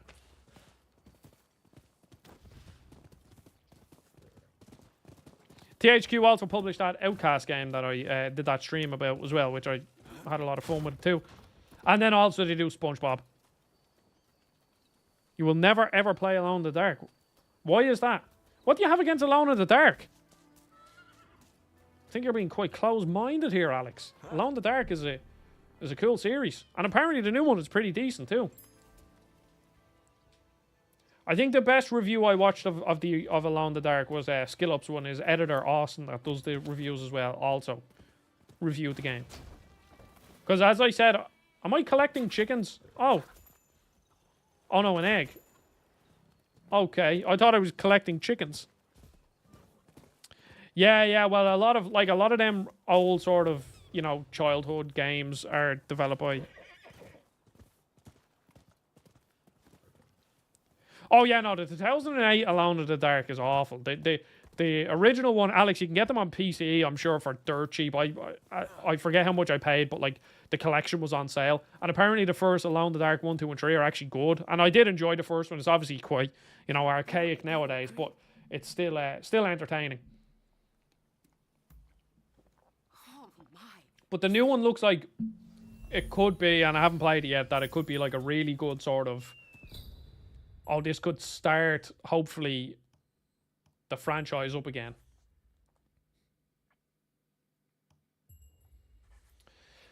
Okay, once again, these menus, they ain't it whatsoever.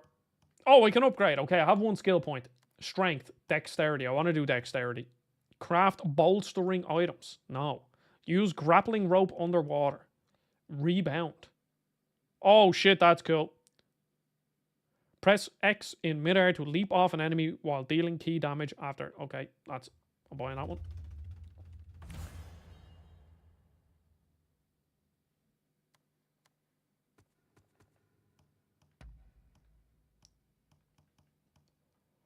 Okay, now, is there like a way to dismantle crap? Ooh, a big boy. That's a strength weapon, though.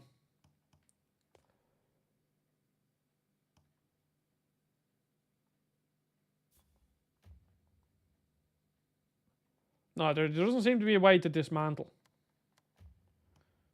Maybe I'm missing. I don't know. Again, this is going to take some time to get used to all these fucking menus. I'll tell you that for free. Okay, so what are you now? What can I help you with? Buy sundries.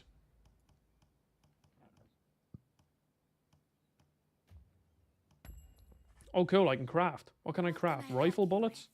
Healing elixirs. Okay. Shurikens? Got a hiccup? What can I help you with? Okay. Guess we'll literally just sell it. I won't be using any of this for now. Is there anything else? Oh shit, look at all this stuff I have. Please. Sub weapons. Armor. Oh, deadly. Give me that hat. Now, this is what I was saying earlier. Quite a lot of crap to parse through when you're playing these types of games. Is there an optimize equipment thing? Key consumption, key blaze. Okay. Come again. There's just a lot of stuff to do on menus and stuff. Let's just feckin' sell everything, why not? Of course. Okay, we want to keep all them items. Please come again. Okay, I kind of look a bit ridiculous now, but... Oh, I mean, I look absolutely ridiculous. Oh, yes, more... Oh, fuck. Okay, so this is an open world game. This is an open world game of open world games. Okay.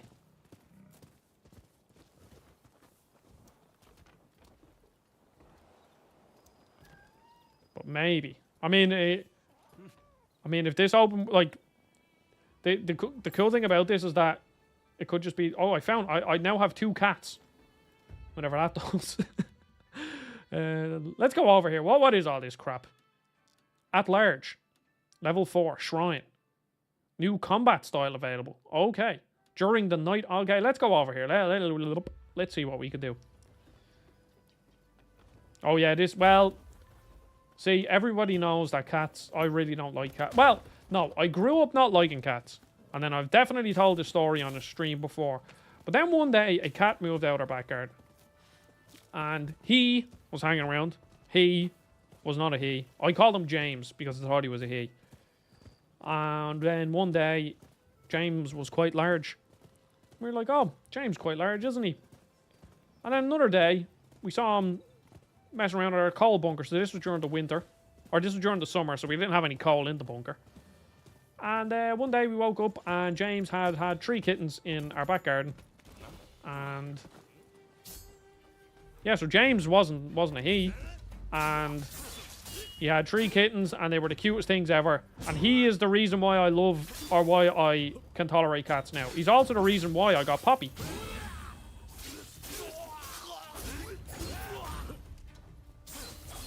But eventually we found a crazy cat lady who was looking for some cats. So we gave James to a shelter, and then the shelter gave James to a crazy cat lady. So then James and his 3 kittens, Messi, Neymar, and Suarez, all went to one home. And they were having a great time. And I missed them dearly. They were very cute. Do I have it? Actually... where's my phone? Let me see. Do I have any pictures of them? I know I have pictures, but I'm not sure if I have them on this phone. Cat. No, I don't. But they were very cute. We called them Messi, Neymar, and Suarez because one was white like Messi, and then the other 2 were sort of darker like Suarez and Neymar. So that's why we call them that. And yeah, they were very cool. And James was a really nice cat.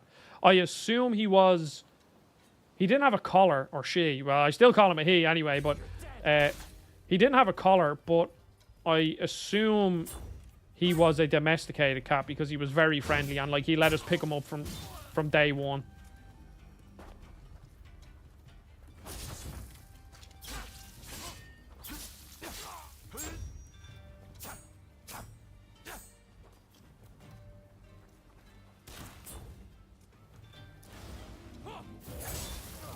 Ah, feck off. I want to get my weapon on fire here. Nah, I missed it. So far, SD plays, there has been 0 haikus. I've pet 2 cats, though. Petting cats seems to be an open world objective.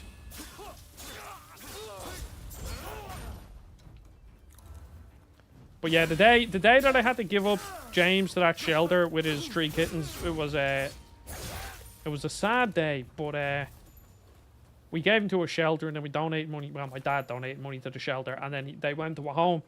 But we always wanted a dog, but my mom would never let us have a dog.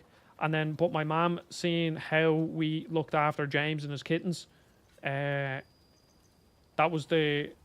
Oh no! I don't want to kill the dog. That was the reason why she got us a dog. And that's when Poppy came in. And for anybody that has watched the streams, they know who Poppy is. Poppy is a Shih Tzu, and Poppy's very cute. But she lives with my parents now, and I took Arlo with me. So I have Arlo.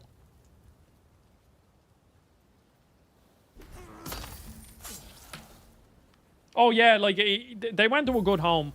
But it's just so funny that, like, James just, like, had 3 kittens out my back. And his name was James. So, that's the even funnier part about it.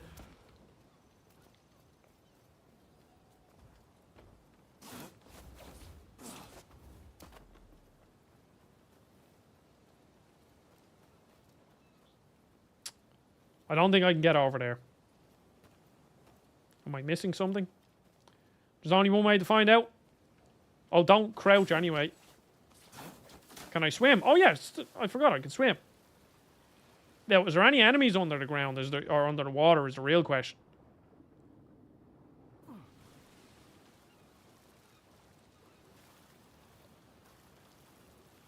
Yeah, the funny thing is I still call him he as well every single time. Like, it's one thing, you know, I'm sure there's places where women, like, are called James, but, like, I still call him a he, even though we had 3 kittens out my backyard. Because I know the reason why James stuck around is because we started feeding him chicken wings. And then he just kept coming back. One day he crawled in my brother's window while he was asleep, and he woke up and there was James on his bed. It was so cool. And one day he got into our hot press as well, and we think he slept there. I don't know how he got in, but he somehow did, and we think he slept there all night. But yeah, he was a cool cat. And he's the reason why I can tolerate cats now. Because before that I hated them. Mostly because my mom hates cats. And that's just obviously something you sort of pick up from your parents. My dad doesn't hate cats though, but obviously you just kind of...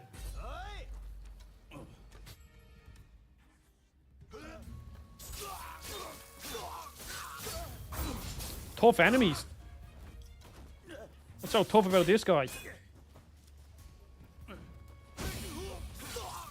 I'm just too good at parrying him. Oh shit, there's 11 of them here.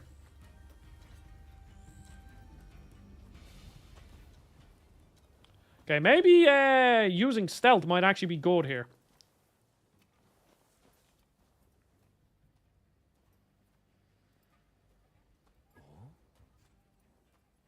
I wonder, can I still one-shot...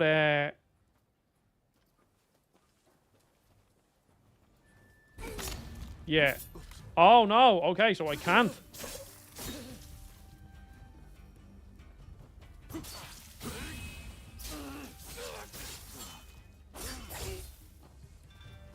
Oh, wait. I can do this again. Hooah! Cool.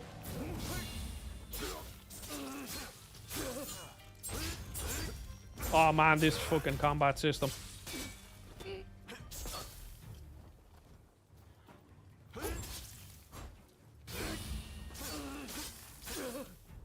Heal.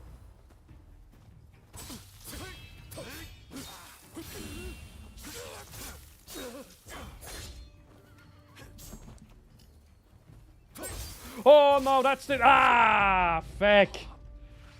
Okay, well, I don't think I can take on that camp anyway. It's probably too high level.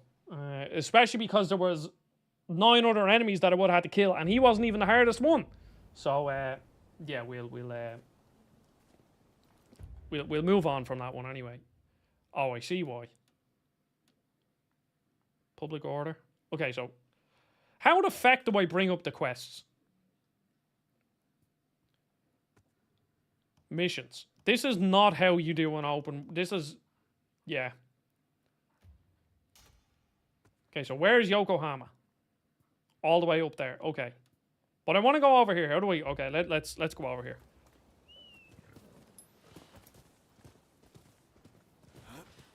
Oh, wait, can I... Oh, cool. Okay.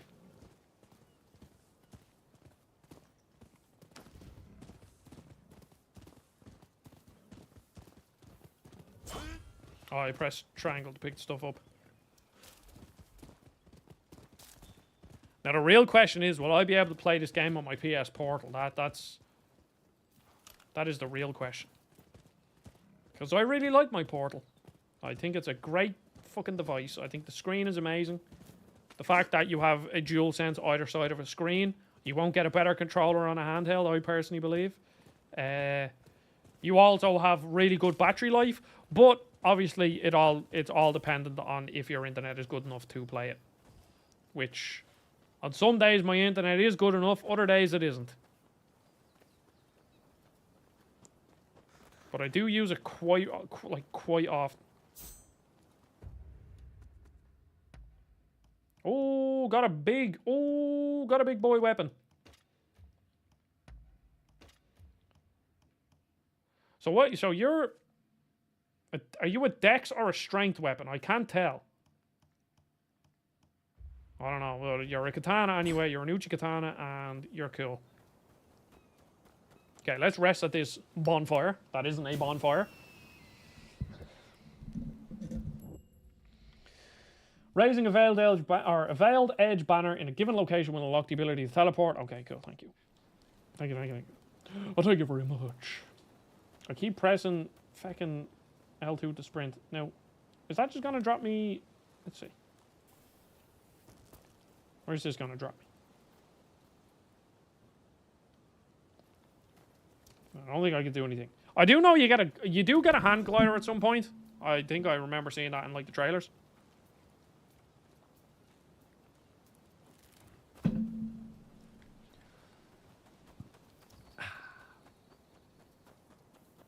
Now, can I jump that height? No.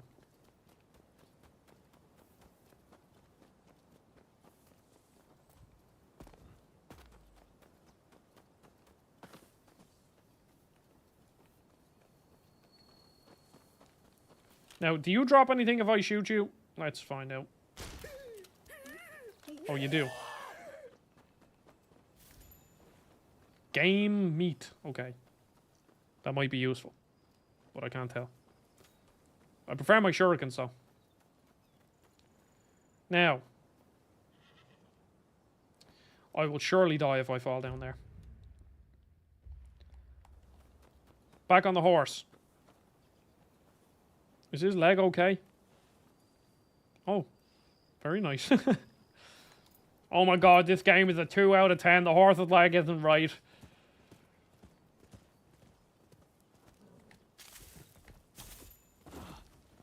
No, I don't think his leg was okay. I think it might be broken, but luckily I had healing potions that healed him up.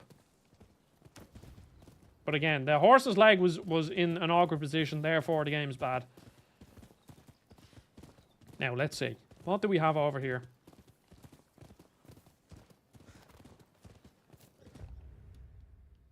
Are you going to be like a really... Okay, this looks like a boss fight to me.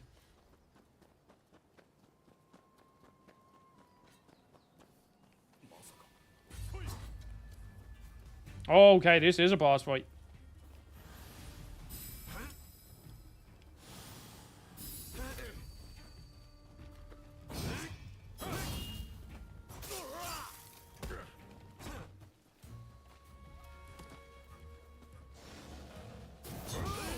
Aha! Oh shit, no, I just got headbutt.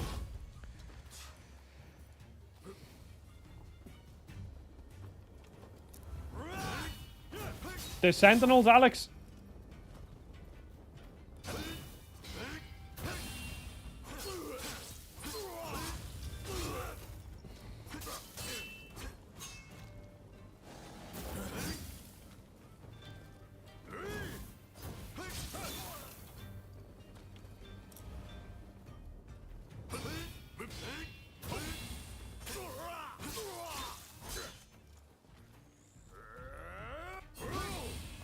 I'm too good. I am too good. Yes. Yeah, that was fun. Fugitives from the law of the Shogunate, or fugitives from the law of the Shogunate can be found throughout the land. You can review, cool. Fugitives receive rewards, cool. Perfect. All right, grant. Yes, I do. I do remember them being quite annoying, and that is probably the biggest. What are you, an Odachi? So what's the difference? Are you a dex weapon? I can't tell. This game is not very clear. Like, I genuinely have no idea. Does that mean it's like a better strength weapon than it is dex? And that means that that's the same? Maybe? Maybe. So then what are you? You're a dex and intellect weapon. But mostly intellect. Okay, I think I understand now. And you are a charisma? Well, we go with this one anyway, because this is the best weapon.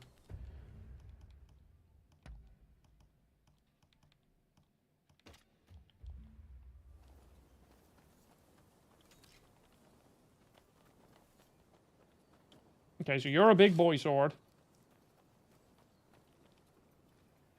Okay, now what is in here?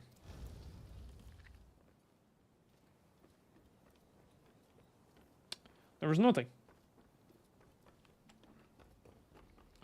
Yeah, definitely aesthetics. People definitely made this game is bad because whatever. They never even played it. Which is fine. Like, I've no problem of people just like saying, oh, I don't want to spend my money on this because reviews are bad. That's fine. But like, people who are sitting there like, oh, this game's bad. It's like, you haven't fucking played it. Say it doesn't look good, therefore you didn't buy it. And also you'll find out that a lot of people that are doing, oh, this game is, oh, look at the graphics, or this got 76 on Metacritic, as we were saying earlier, they're all these people that just, their whole fucking life is just about covering Xbox or some other platform, and they just love talking shit on all the other platforms. Just, please, just grow up. Okay, we can get rid of the, what is this? Marvelous Sword Saint. Oh, cool. I can have a US Navy uniform. But I don't think it looks cool. Well, it does actually kind of look a bit cool. Oh, yeah. Yeah. Okay, now I look like a fucking badass. I wonder if there's a transmog system, because I think I look pretty cool.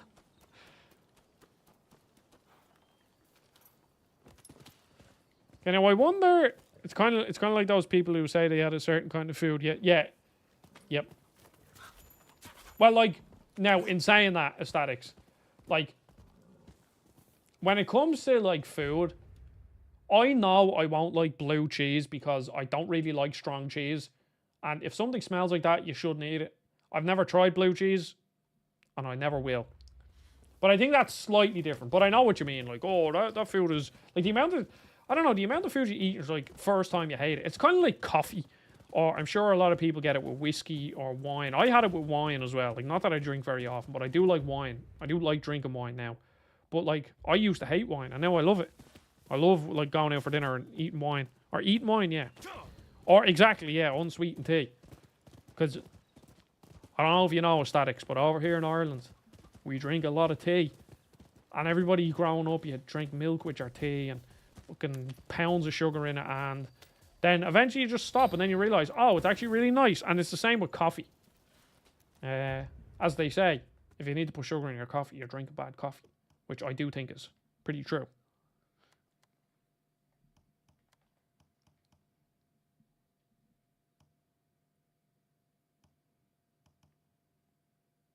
Oh, a shuriken. Oh, look at that shuriken whirl. That's cool. Aerial attack.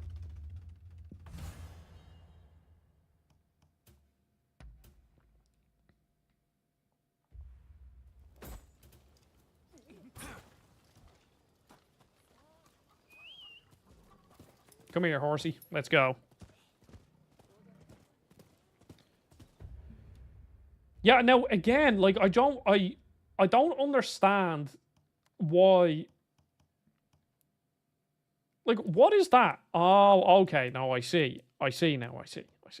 So that square and left wasn't to do with how you activate the ability, because that's what I was like, what the hell? It just shows you. Cool. Range, cowering, full sprint, assassination. Deadly. Yeah, we're going for a dex build. That might come and bite me in the arse later on, but... I can also collect bunny rabbits. So you don't have to shoot them, you just need to collect them.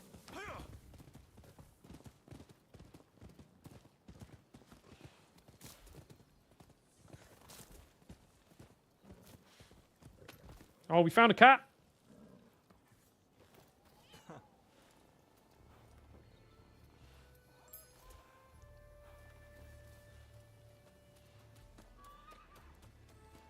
Okay, now I'm going to try my hardest not to look at the map, because I think this is a game that is not designed in a way like where it's very sort of organic. So, but I want to see how organic it is, because obviously there's going to be comparisons to Ghost of Tsushima, and as Ubisoft open world games go, I think Ghost of Tsushima is the best of how to make an organic world that leads you, like that guide and win thing.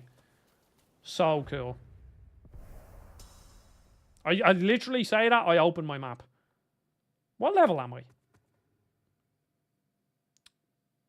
Player level 2. Okay. So I'm miles off being able to do that then.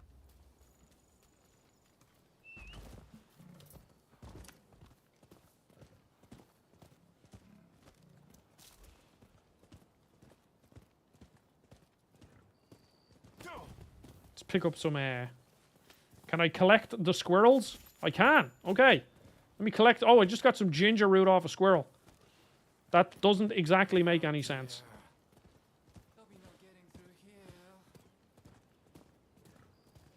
Okay, and what are these markers? Are they like sort of where to complete a quest kind of thing?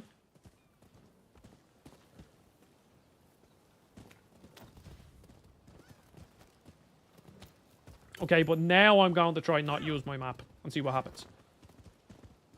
Collect a bunny rabbit. Okay.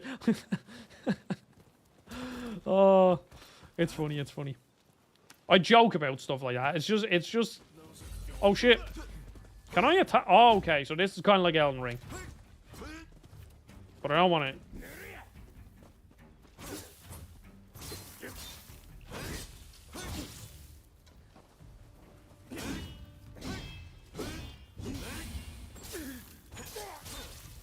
Okay, let me do it.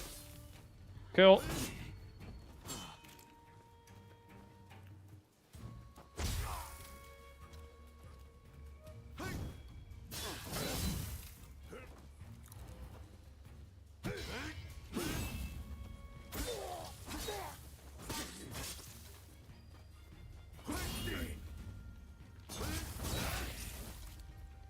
Hoo-wah!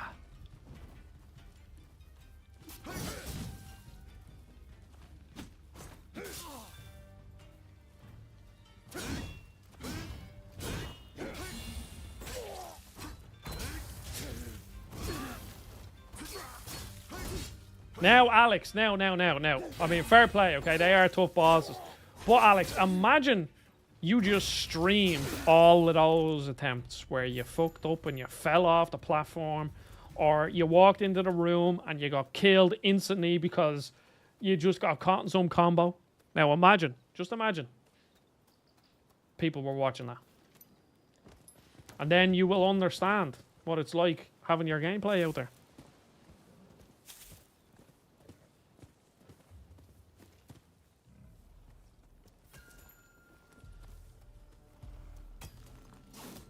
Okay, let's do some stealth.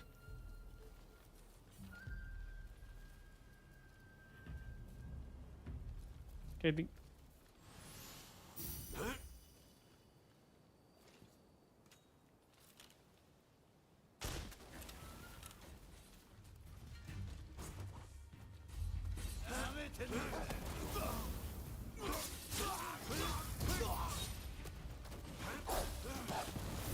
okay, once we can just get rid of the dog, that's fine.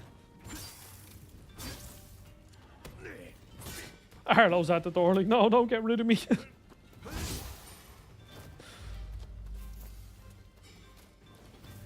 Once again, I keep fucking pressing left analog stick to sprint.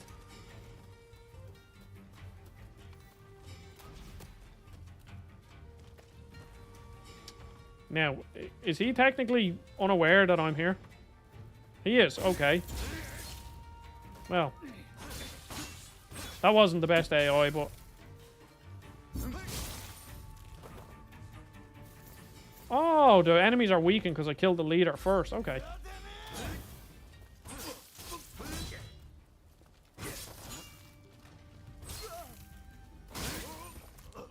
Cool.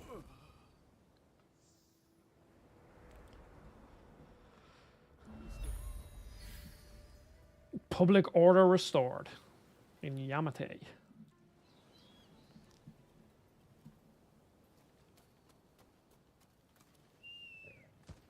No horse.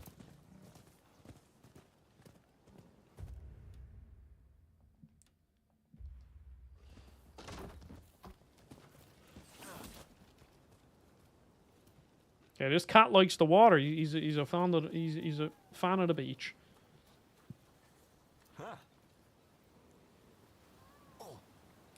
Yeah, that's one thing about it. Like, this game is a game, you know, which I think is part of the reason why it has gotten that sort of reception. If you get me, where I think, I don't know, especially since this is a PlayStation exclusive, I just think people have different expectations. But like, the horse feels very like arcadey to control, but he feels good to control. He might be like realistic to control, but like, I don't know, he just feels good. And I guess that's just part of it, where people are like, oh well, this isn't what I usually get, and I'm used to blah blah blah Uncharted or something else. But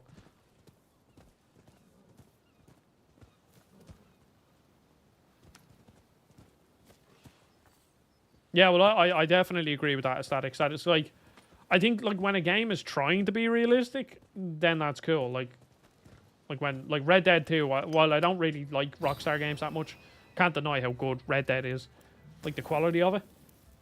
But I don't know, I'd much rather play a game that feels like a game over Red Dead personally. Okay, now let's go into, do I have any more upgrades? I have one skill point. Grappling rope assassination. What are you? Now, bows, I think I want to get into bows. Bows are just the coolest weapons in games. Now, here we have this bond thing. So that's it, my secondary character that I made. But then we have this. So these are like the areas. So in Yokohama, I have these two areas. And that just shows me what I've done. Okay, cool. I understand.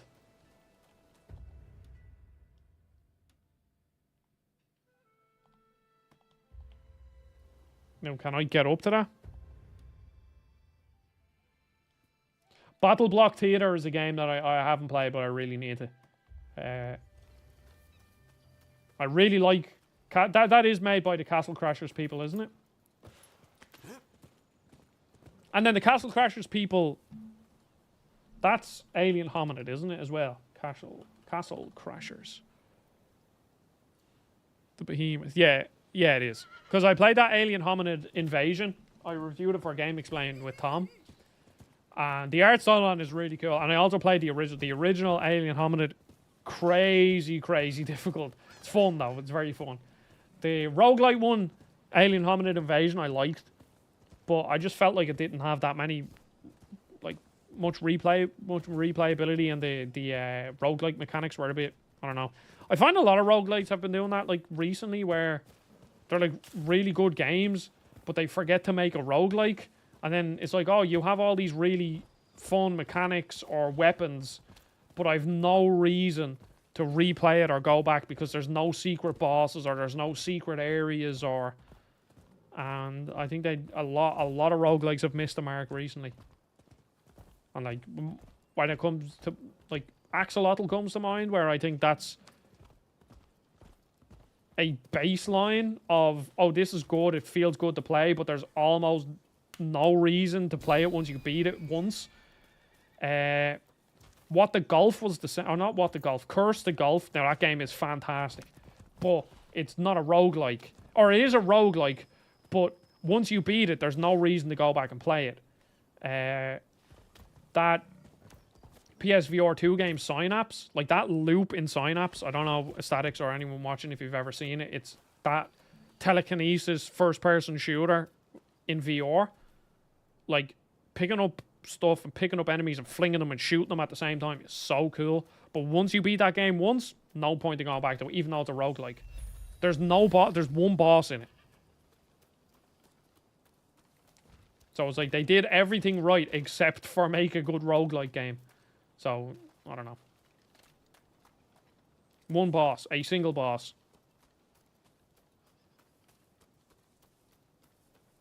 Actually, that's a lie. There isn't even a boss. There is a mid-boss halfway through a run, but then later on he just becomes an enemy. So he's hardly even a boss.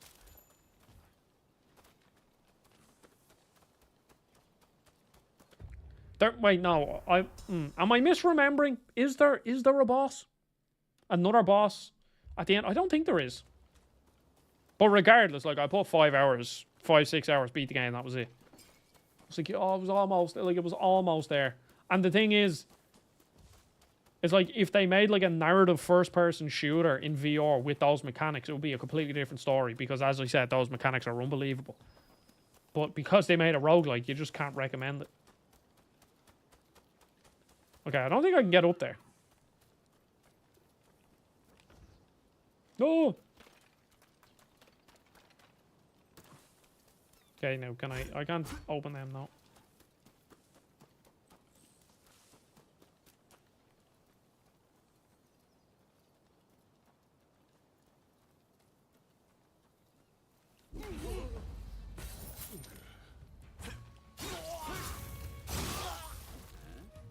Them finishing moves are just so cool. Yeah.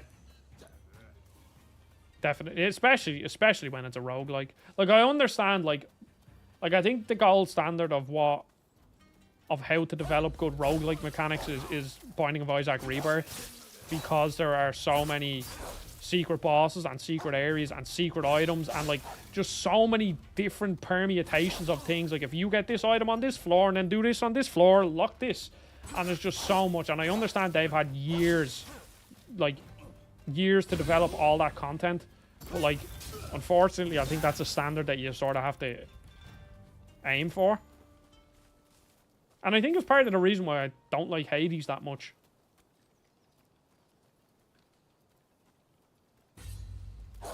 Oh, maybe I can't stealth kill a dog.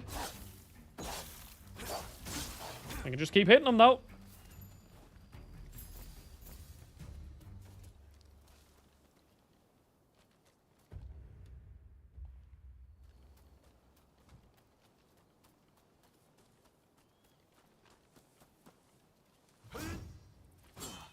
Yeah, I guess it probably would make more sense that I can't sneak up on dogs. But like, I've noticed here I'm not sprinting around because in Dragon's Dogma 2, when you're exploring the world, your stamina drains, which I think is just ridiculous. I don't know why. Because they make the distinction in the game that when you're in a town, your stamina doesn't drain when you're sprinting. But when you're out in the open, your stamina drains as you're sprinting. And I don't know why they didn't make the distinction that when you're exploring, your stamina doesn't drain, but once you get into combat, then it starts. Because they kind of already do that. But, yeah, I don't know. It just makes no sense. So I'm hardly sprinting around this area here. Okay, well, let's fast travel for the first time. Let's see how quick the fast travel is.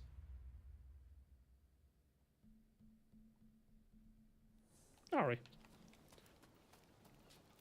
Not overly quick, but not slow. It's good that they thought of that. Did this game just Rise of the Ronin literally only launched today. Statics. I did get a review code for it, so yeah, it literally only launched today, and I was him and Han about actually buying it, to be honest, but then curiosity got the better of me. No one gets through here without a permit.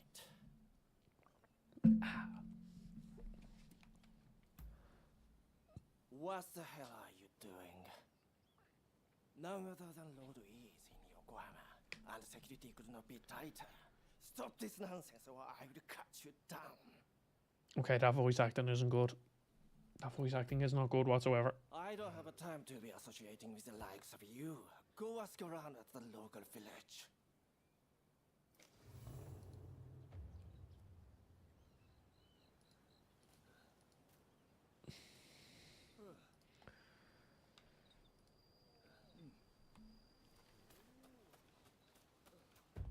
Okay, now is there any like quests I can find around here?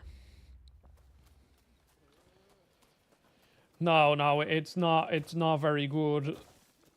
Not. That is genuinely awful. And sometimes it's hard to know if it's a Japanese person trying to speak English or it's an English person trying to do a Japanese accent. And I can't tell with that voice actor. I don't know.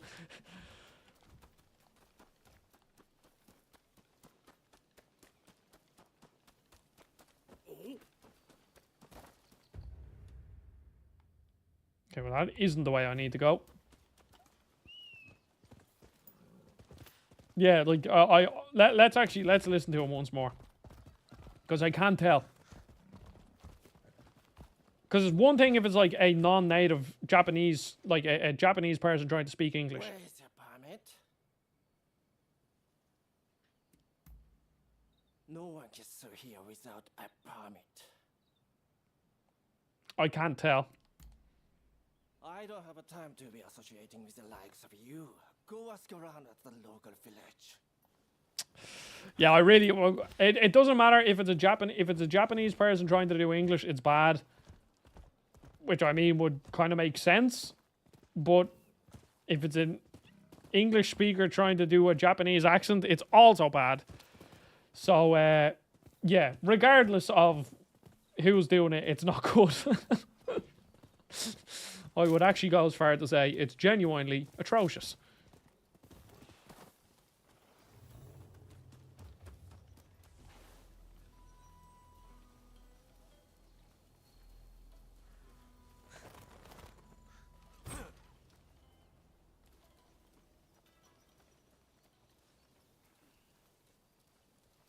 Oh, well, now aesthetics, I'm not sure about that. That might be just as bad.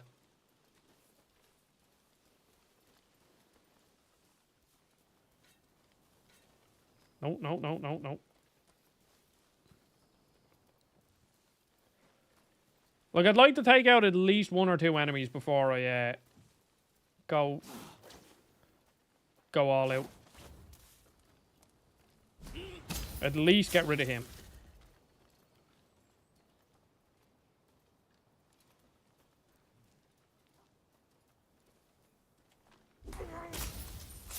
Okay, there's two.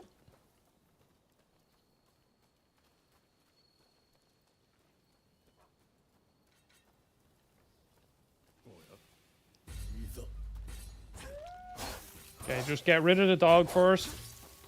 Oh, I absolutely comboed the dog up into the air by accident. I don't think you're supposed to be able to do it. Ah, feck.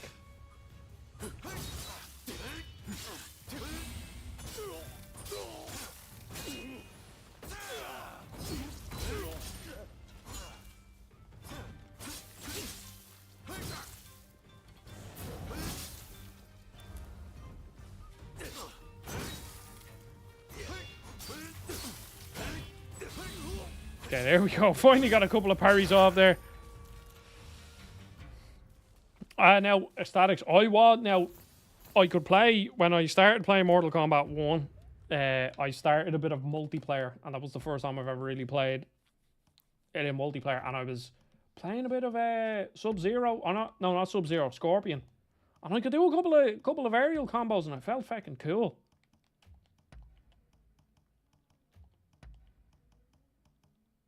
I like how diverse all of the armor pieces are. Like none of them look the same, like whatsoever.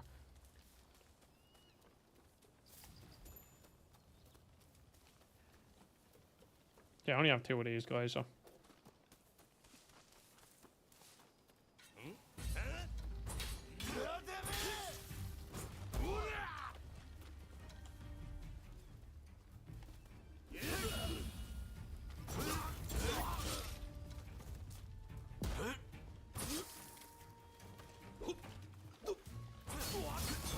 Wow, there we go.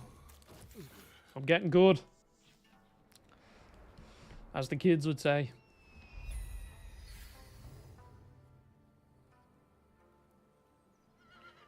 Yeah. Ghost of Tsushima did a really good job with the armor, because all the armor in Ghost of Tsushima just looks so cool. Like, so cool.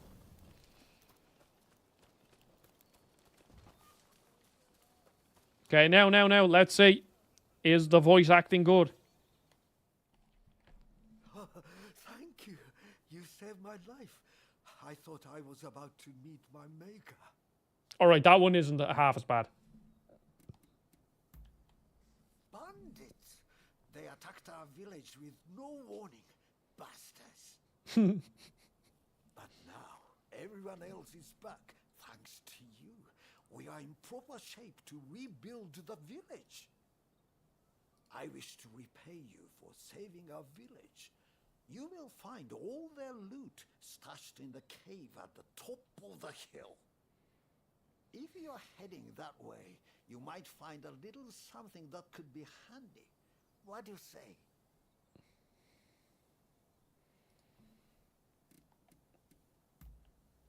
I presume you are. I assume he is a very elderly man who has some serious back problems. If you need a travel permit, you'd be wise to hurry. You are not the only Ronin after one. Go to the cave to find your reward. Your reward is in the cave. That's a good tool tip there. Okay, so this is the cave. And what are you? You're an apothecary and a stables. Okay, let's see what I can do with the stables. Can I, like, deck out my horse with some cool gear? I can. What do you need? Oh, what? My horse has stats. You got it. Okay, let's just keep selling crap. I wonder, I really have a feeling that there's like a dismantle system. Anything else? That'll be a problem for future, Adam. Anything else?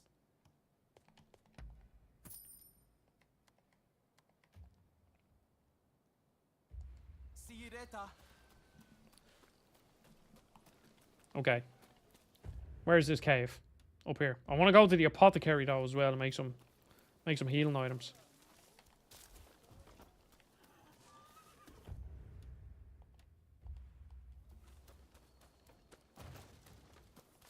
What do you need? No rush. Take your time. Oh, cool. I can make a load of them. Oh, and I can purchase crap. Okay. So I can make 3 of them. Was there something else? Okay. Buy back. Grand. You look after yourself. Where are Team Ninja from? I think they're from... Oh, yes, they're from Japan. They're based in Tokyo.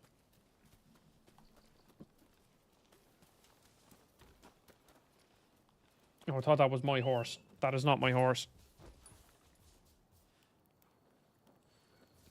I used to hate when I was younger getting horror ads on YouTube because I'm such a little scaredy cat. So I feel your pain. I never played Dead by Daylight. It just doesn't seem like a game that I'd like. Those asymmetric multiplayer games just... I don't know, like, what... I don't know what it is about them. They just never really seem to interest me. Evolved was Evolve? Was it called Evolve or Evolved? I forget. That's probably the one that hooked me the most. But even at that, like, I played it for, like... God knows, like, not long at all.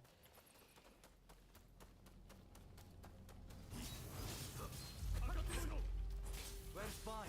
We'll cut that one down too. You come at a bad time.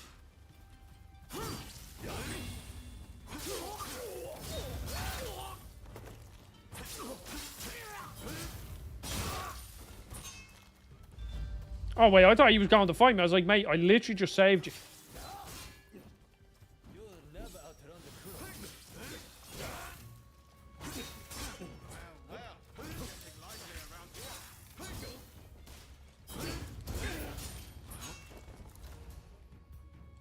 here. I helped him.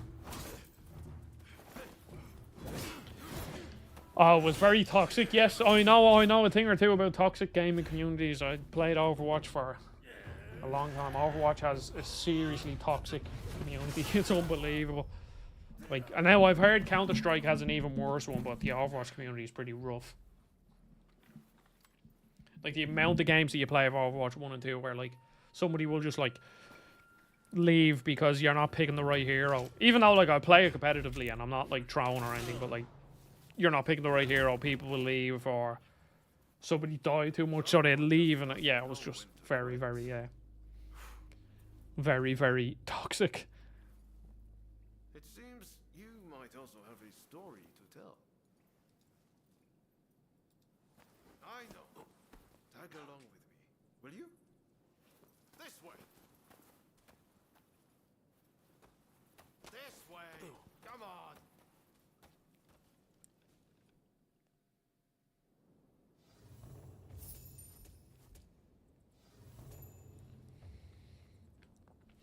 I actually streamed Sifu Statics ages ago when it came out. I got a PC code for it. Now, I only played it on that stream and I haven't touched it since. I just wasn't in the mood for that sort of a, like, really hard game at the time. But I can see that the combat is extremely satisfying. And I know one day I will like finish it. My pistol's quite something, isn't it? A friend who went to Shanghai gave it to me. The world's turned upside down since the black ships arrived. Who knows what will become of the samurai? If we don't embrace the best parts of the West, we'll be left behind. What did I tell you? It's the exit. Stick with me and you'll be alright. Yeah, I don't think this lad's voice acting is good either, but it's better than the other ones anyway. I know I technically left my clan, but did they have to chase me all the way from Tulsa? Being a Ronin can be liberating, but I wonder if it's worth the trouble.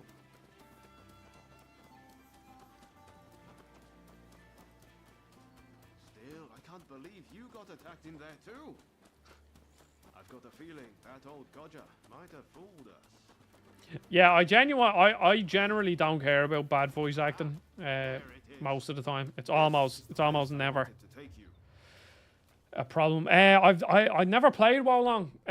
Guitar Player, it was just a game. I don't know, it just came out at a weird time.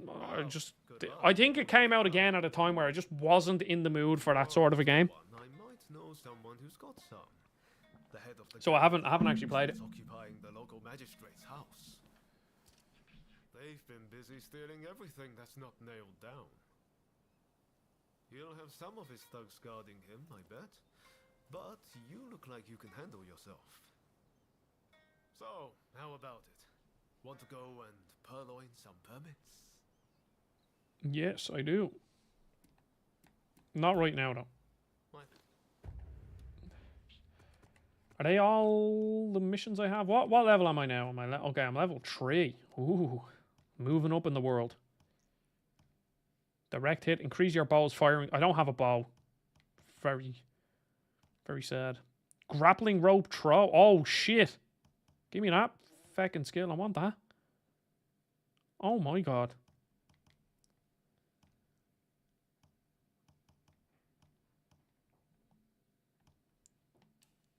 Oh, I need. Oh god, that's a serious amount of things. Shuriken world refill, attack up. Okay, shurikens. I don't really care about shurikens. Throwing. Yeah, I don't really care about that. I want to upgrade the bow, but I don't have a bow, so there's not really much use right now.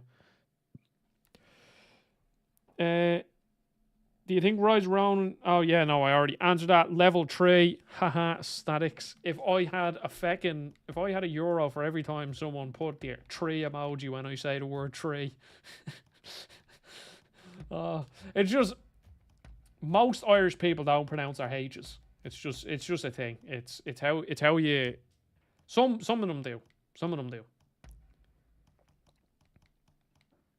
I would have at least, I'd say, €100 at the very least, if not more. I want to do that thing, but stronger enemies, level 6. I don't think I'll be able to do it. I wonder, like, should I be like going into other stats as well, like key recovery, like that's probably very, yeah. Key recovery, coins, additional items, health recovery, beast whisperer. Oh, there's a fucking charisma thing. Intellect, speechcraft, persuade. Yeah, so probably.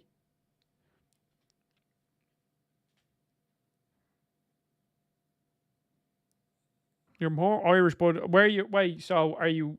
Did you grow up in England? Aesthetics. Okay, rifle. I don't really care about a rifle.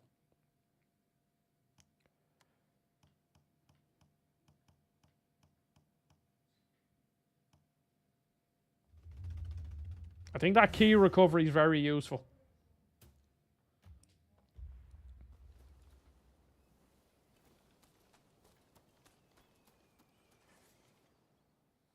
So, how about it? Want to go and purloin some permits? Oh, that's yeah. Well, when I was, I don't know what age I was, but my parents were thinking about moving to the States as well. So I would have actually went to the States and said, "Oh, I'm actually Irish."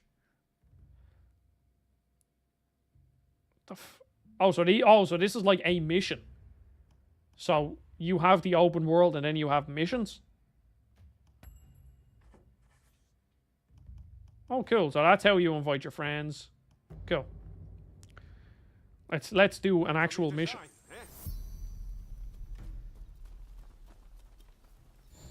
Oh, and now we can like play as them. Oh, and he has a. Oh my god. Okay, this is cool. This is cool. And now we're going to Florida. Yeah, that's where my parents were thinking about moving.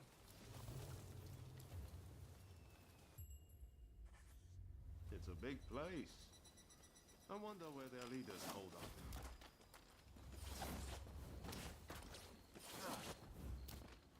Okay, did I unlock? Let me.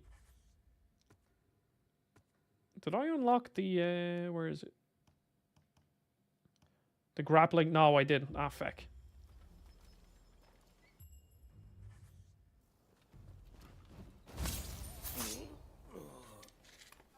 Very nice. Crouch, you fecker, would you?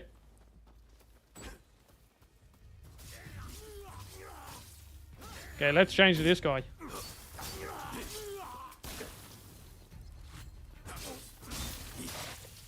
Oh well, he got absolutely upended.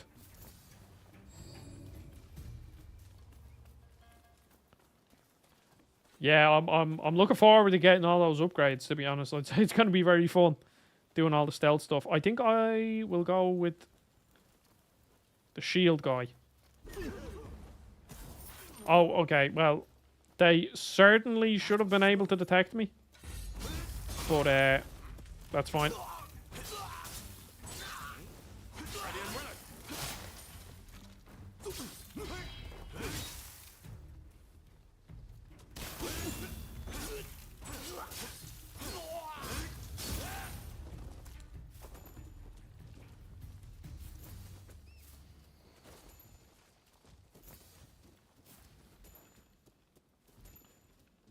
I don't want to have to use all my items though, because I don't know like if there's checkpoints or if I go all the way back to the start if I die. So I have to use my healing item sparingly.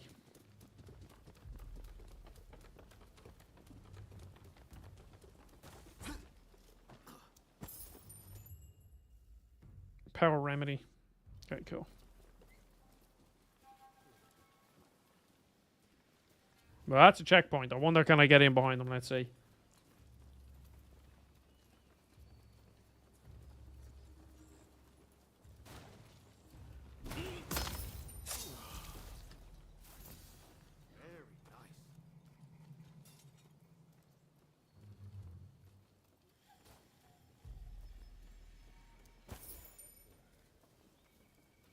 Very nice. Can I? Is this gonna let me sneak in behind them? Oh, there he is. He's just chilling on the other side of the door. Okay, combat style effectiveness. The 10 Chi and Jin combat styles are each effective against different types of enemies. Okay, cool. While the protagonist Mumio Ryu is ineffective against Adachi's, the eccentric Ronin style is effective.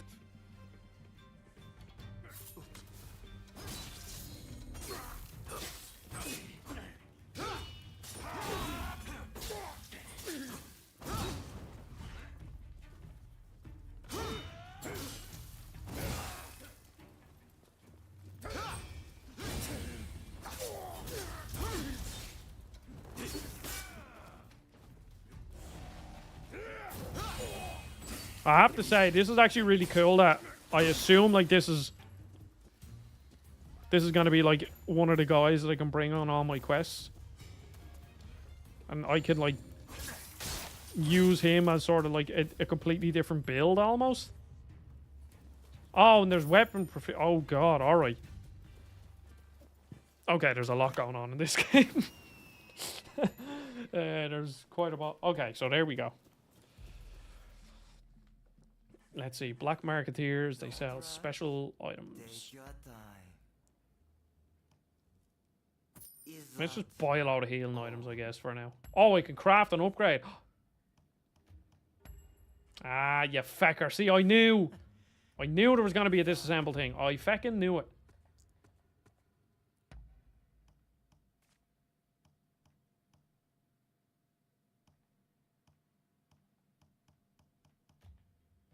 I fucking knew. Okay, well, let's just with my equipment here.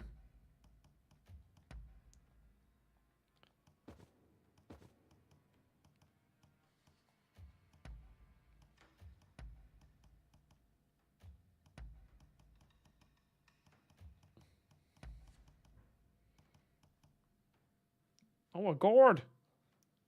Damage taken, burn, resilience. Okay, we'll equip that one, I think. And then we'll dismantle everything and see what it does. Don't rush. Take your time.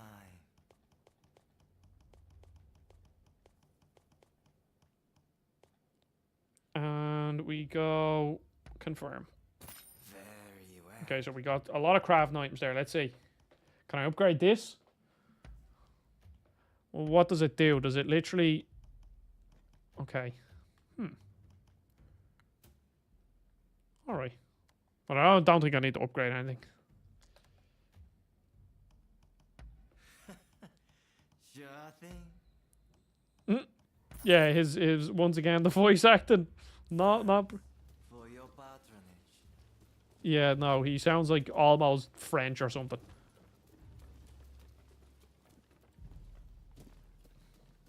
Oh, I wonder was there a way for me to like get in there? Could I have like jumped in this window somehow? Oh, we could have. Okay, that's cool. How would I have got up here, though?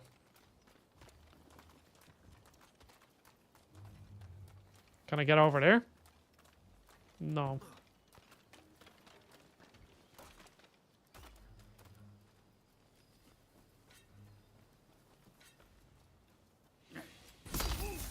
Okay, the AI isn't the best. But that's fine.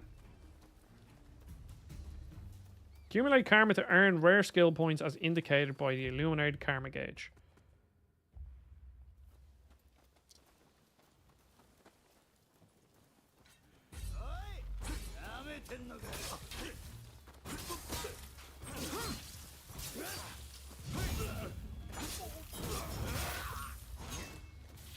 Yeah, it is. It's very I don't know. I forget what like the sort of stealth AI was like in Nioh, or if there was there. No, I don't think there was stealth in Nioh. I don't know. It's been ages since I played it.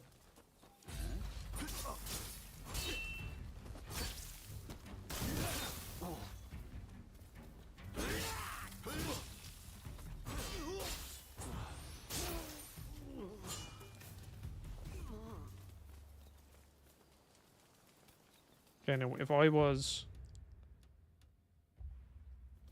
Would this be the main way, or is this a side path? I don't know. That's locked. Can I jump and get up there? No, maybe not. Okay, well, I have to find a feckin'... Looks like you've messed up again.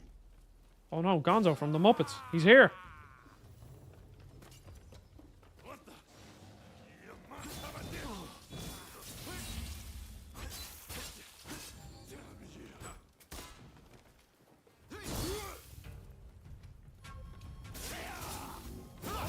Ah, my God.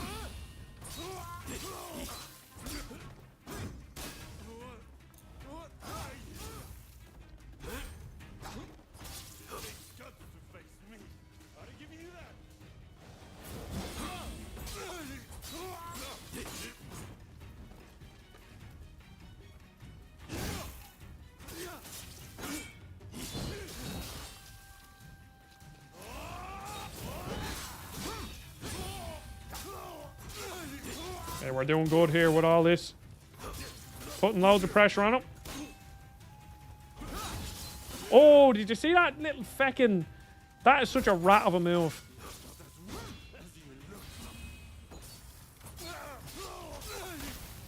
And then get a nice... Gonzo from the Muppets is getting absolutely upended here.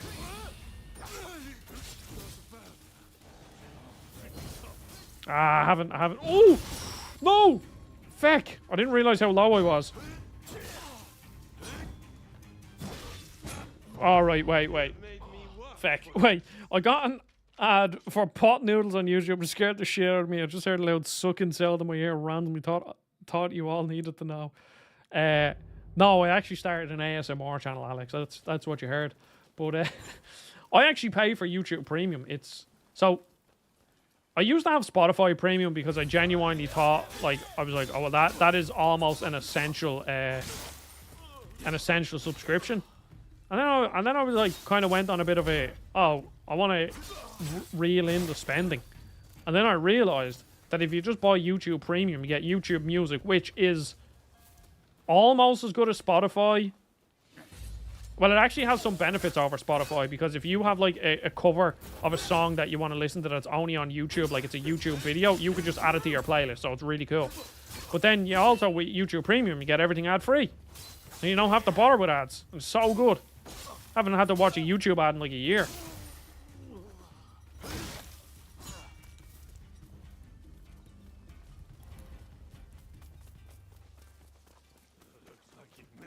Okay, let's lock in, as the kids would say.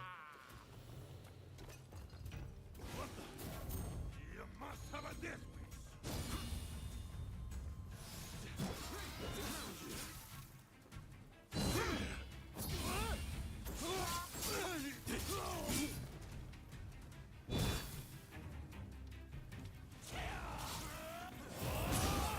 Ah, I can't get that one.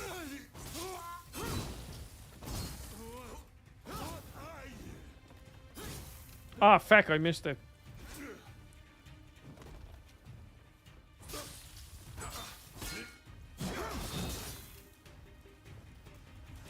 Well, I have no more healing items. No!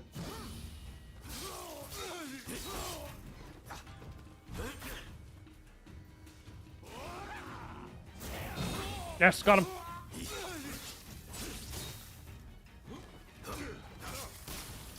Yeah, this is peak gaming here.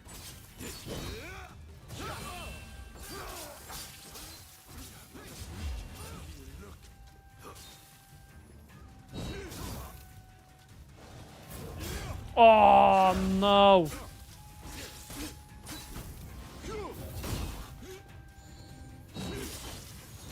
Back.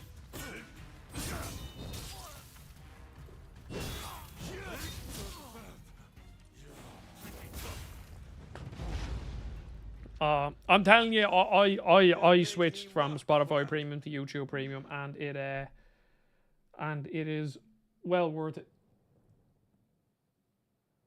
It's just way better, way better, because it just means you get the benefit of what Spotify would give you, but also no ads on YouTube, and it's just fantastic. I think you also get like better bit rates and stuff on the videos, maybe, and you also get like play, or you can background playback on the on the videos, which is massive as well.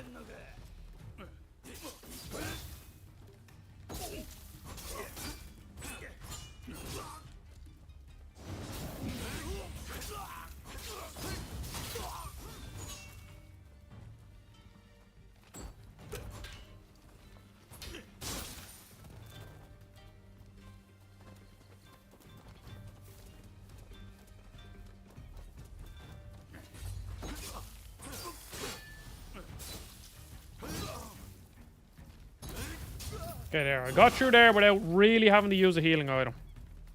Okay, let's get him. We have 3.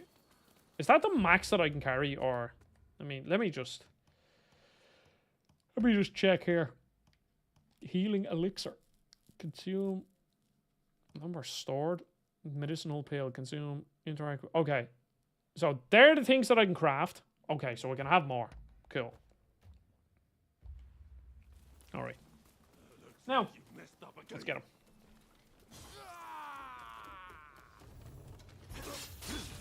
What the?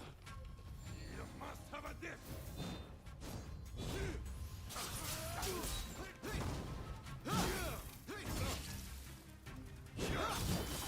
Ah, I'm just... No! Ah, that's an awful start.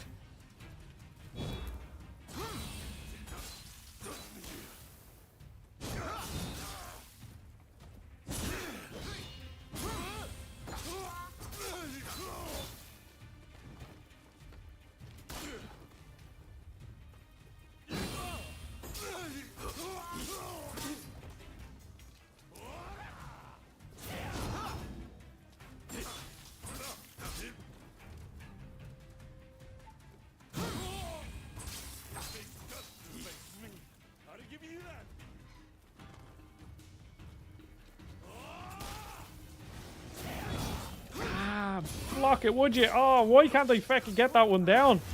So annoying.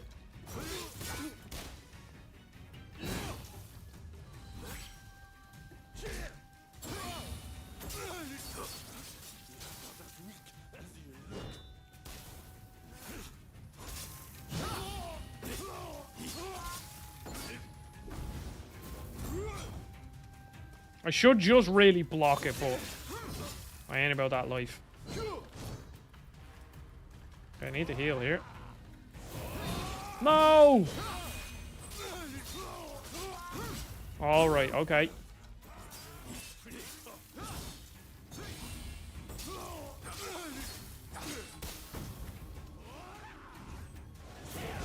Yes, got him!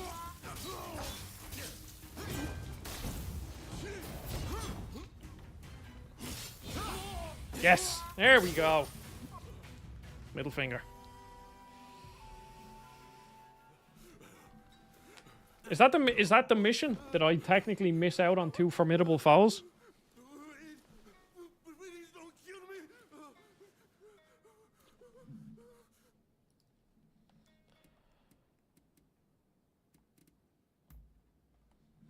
I know. I've got the key to our storehouse. Everything we managed to loot and pillage is in there. Take anything you want. There's this contraption we picked up somewhere. I have no idea what it is, but I bet it's valuable.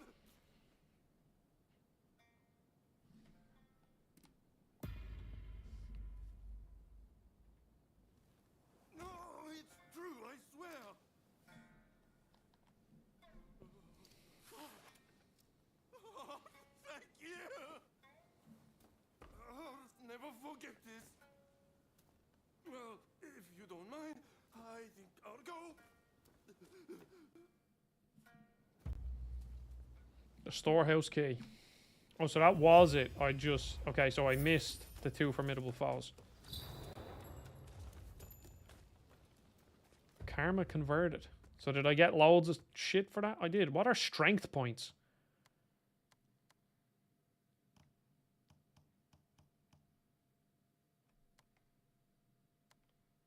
Oh, so they're different.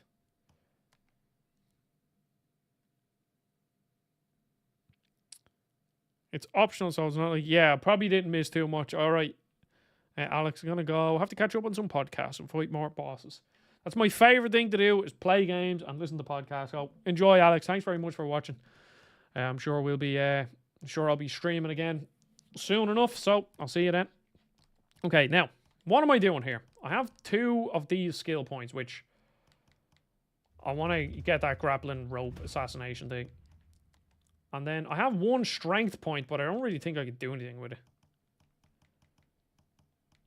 Yeah, because I can't buy that. Did I get any cool weapons for that? I didn't. I really didn't.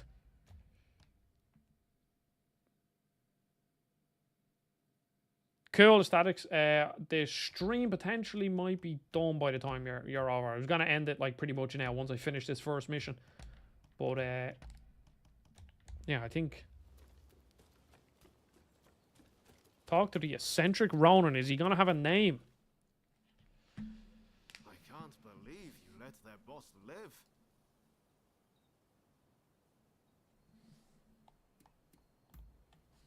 How you've managed to live this long is beyond me. Well, who knows? Maybe you inspired him to turn over a new leaf. You've got the key to their storehouse, right? Well, let's head there. I've got an idea where it might be. Come on, follow me.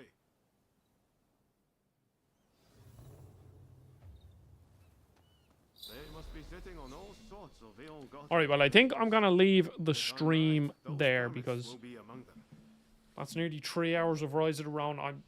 I'm actually looking forward to playing more of this. I've had a really good time, to be honest. And if this is the world, like if this is the size of the map, I'll be pretty happy with that because it doesn't look like overly big, which I appreciate. But I'm definitely gonna play more of this, and I'll probably do a review. I'm gonna get my Dragon's Dogma review done, hopefully by the middle of next week. And then I think this will be next. But I'll probably be streaming more of this next week. So yes. Appreciate everybody watching. I will be streaming on Monday again. And yeah. See you all in the next stream. Goodbye. Have a nice weekend.